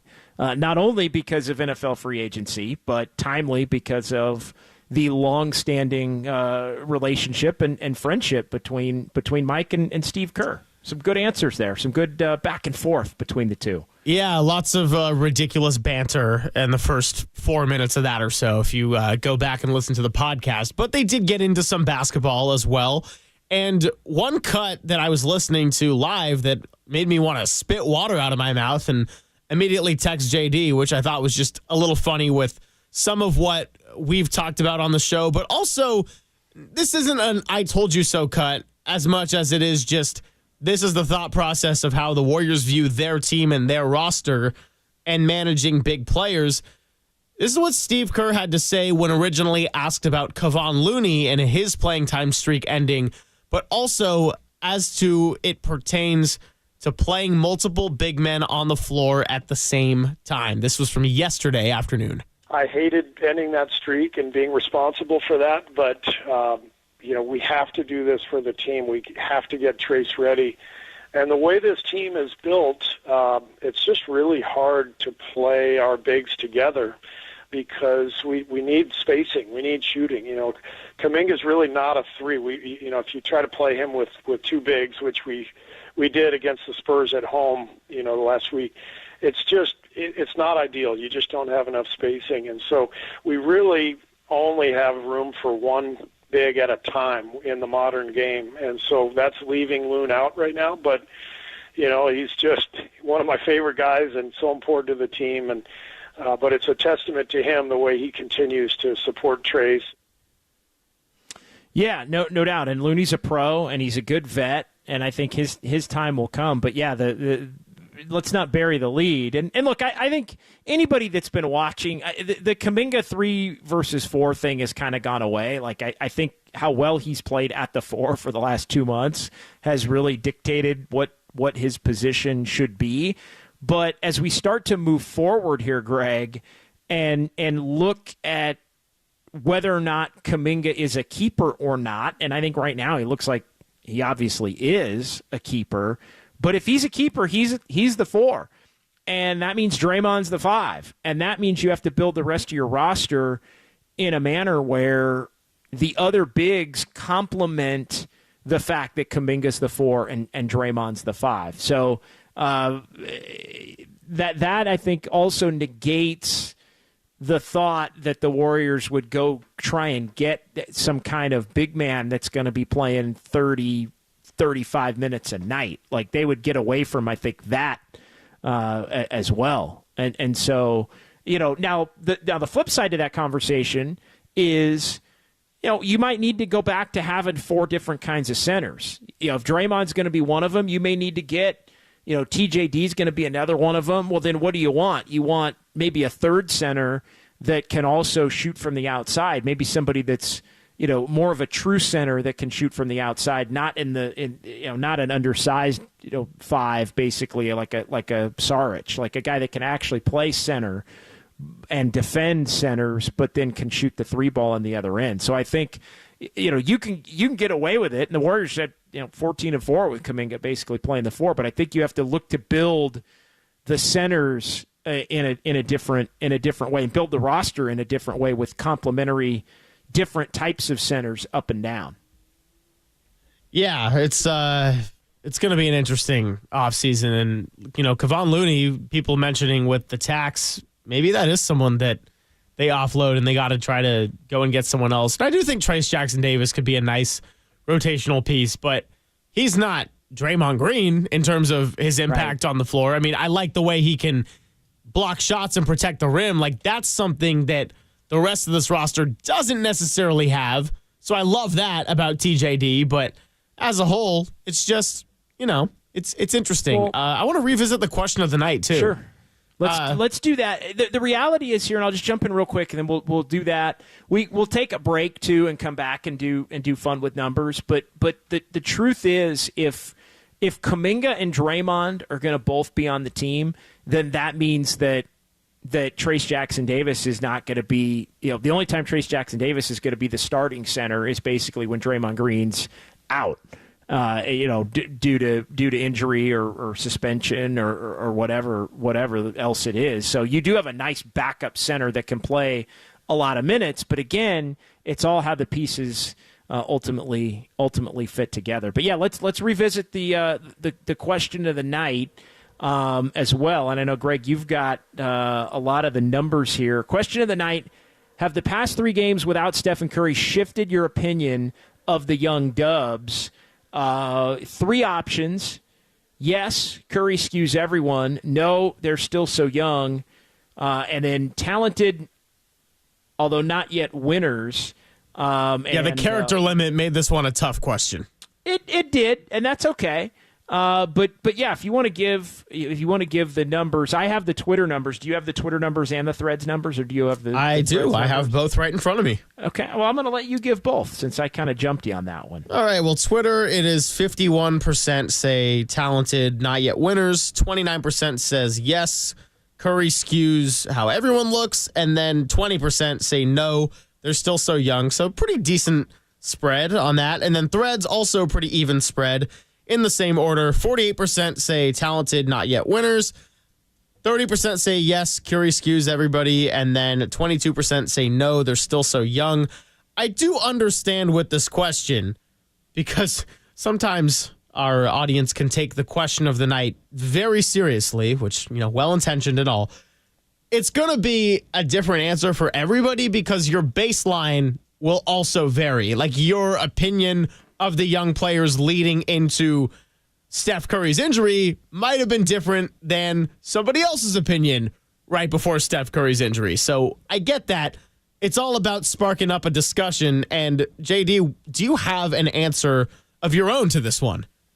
Yeah, I rolled with, and now I got to find it again to make sure I get the word. I rolled with talented, not yet winners. I think that fit the best for my evaluation, but I'll also just give you my evaluation, which is I don't think that the core group of Kuminga, Podziemski, Moody, and Trayce Jackson-Davis are like a future core where 4 of those 5 guys are going to be in the lineup and they're going to be winning multiple playoff series. Like, I just don't think I think all 4 of them can be really good pieces in their own way. I was going to say role players, but I think Kuminga obviously is more than that now and can be become even more than that. But I think the other three are probably for sure role players, even if they're high-end role players.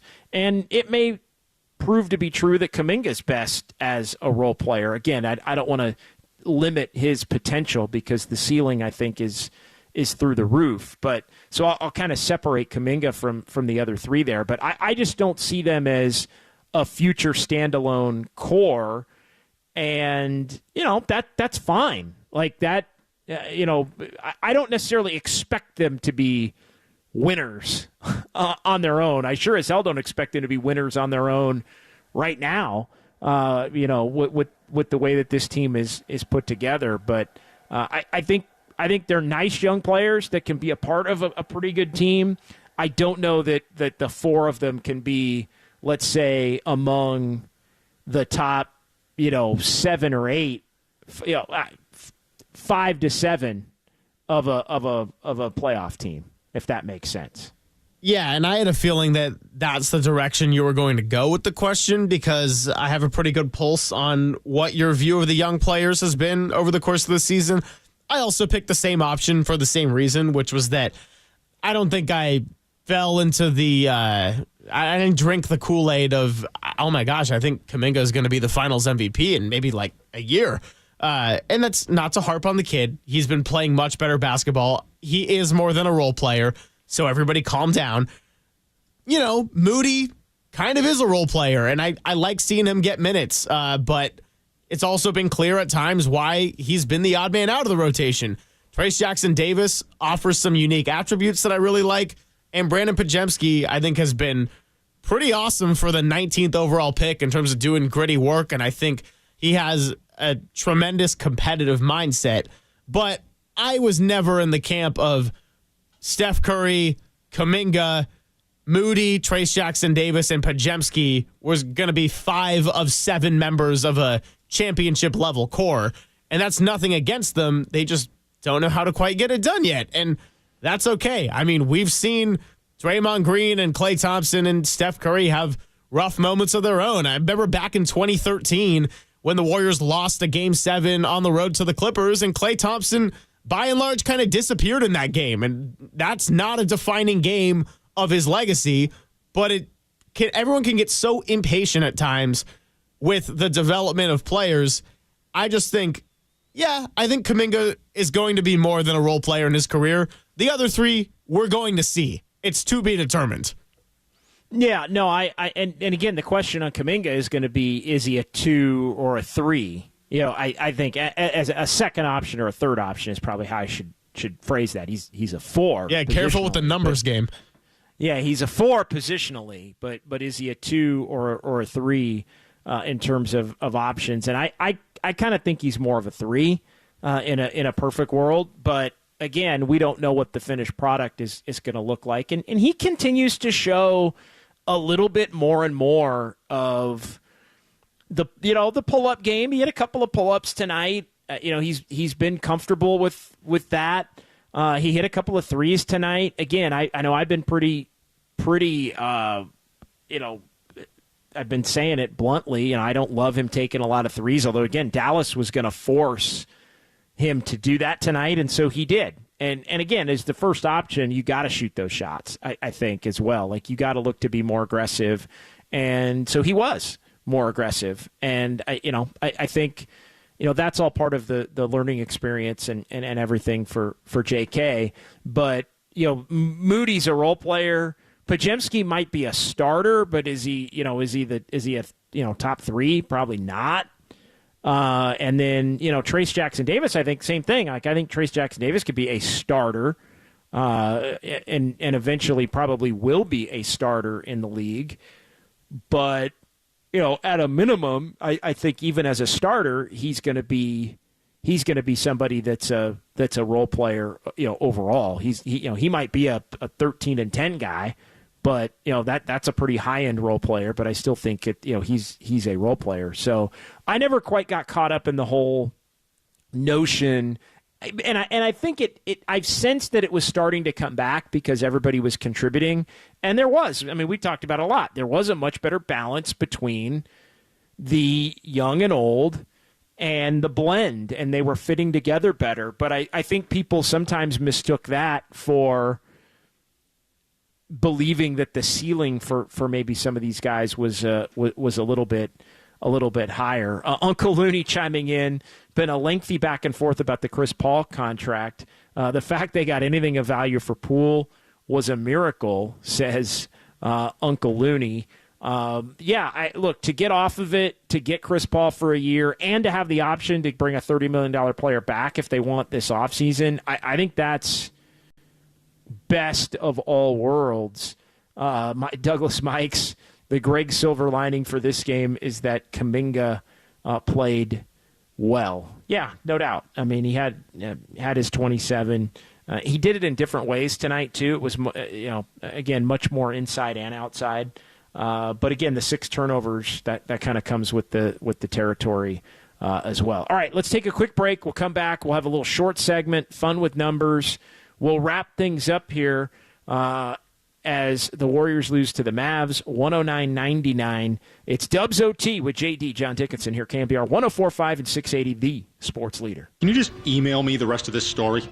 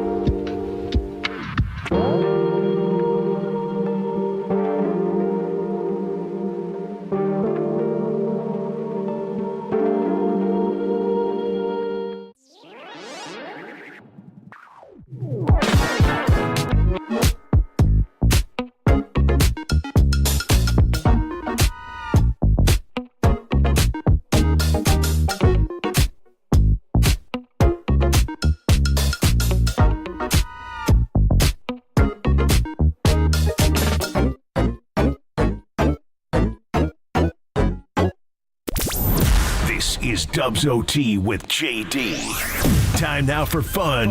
I'm a fun guy. With numbers. No, I'm just having fun. On KNBR 104.5 and 680. Streaming live on KNBR.com and the KNBR app. Kuminga sucking up the space, had it blocked from the side.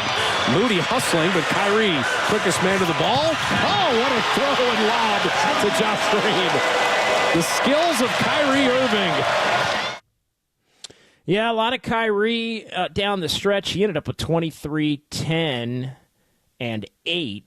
Real good one, 10 assists, 8 boards. The Luka Doncic triple-double streak came to an end. 7 consecutive games where Luka had a triple-double. Warriors stopped that tonight.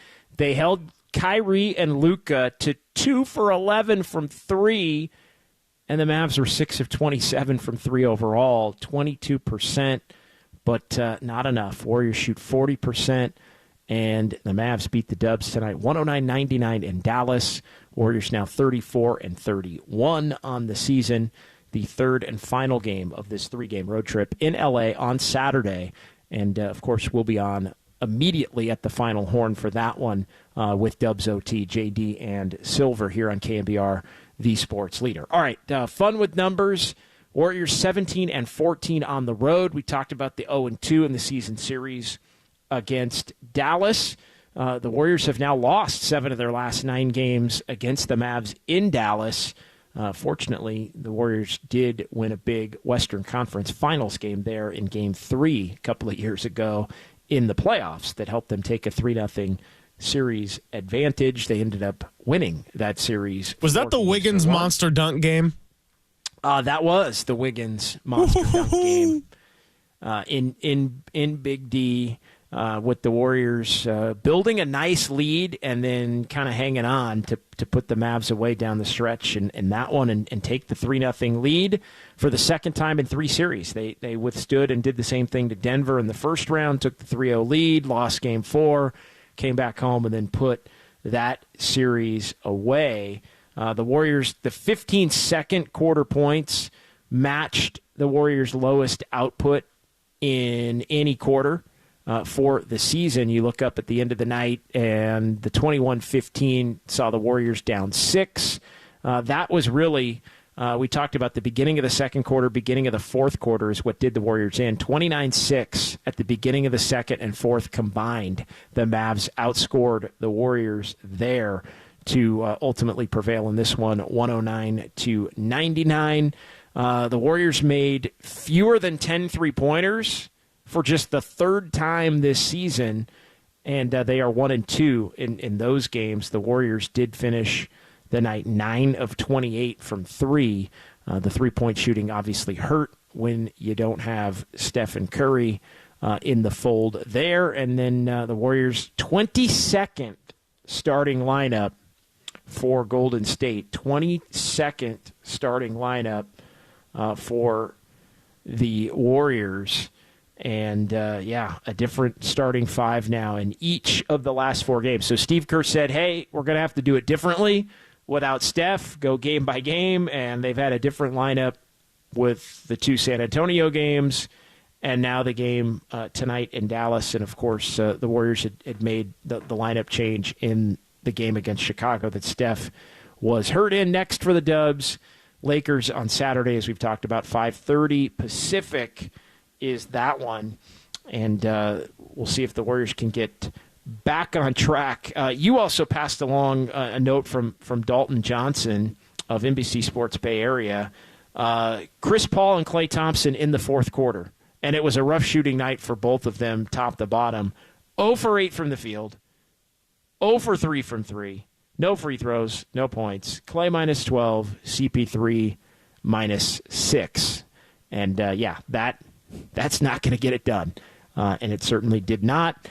Some player notes. Kuminga, 20th 20-point game of the season. He scored 20 or more in 7 of the last 9. So he's come on again in terms of his scoring prowess. Brandon Pajemski had another 10-point, 5-board, 5-assist game, but again, didn't shoot the basketball well.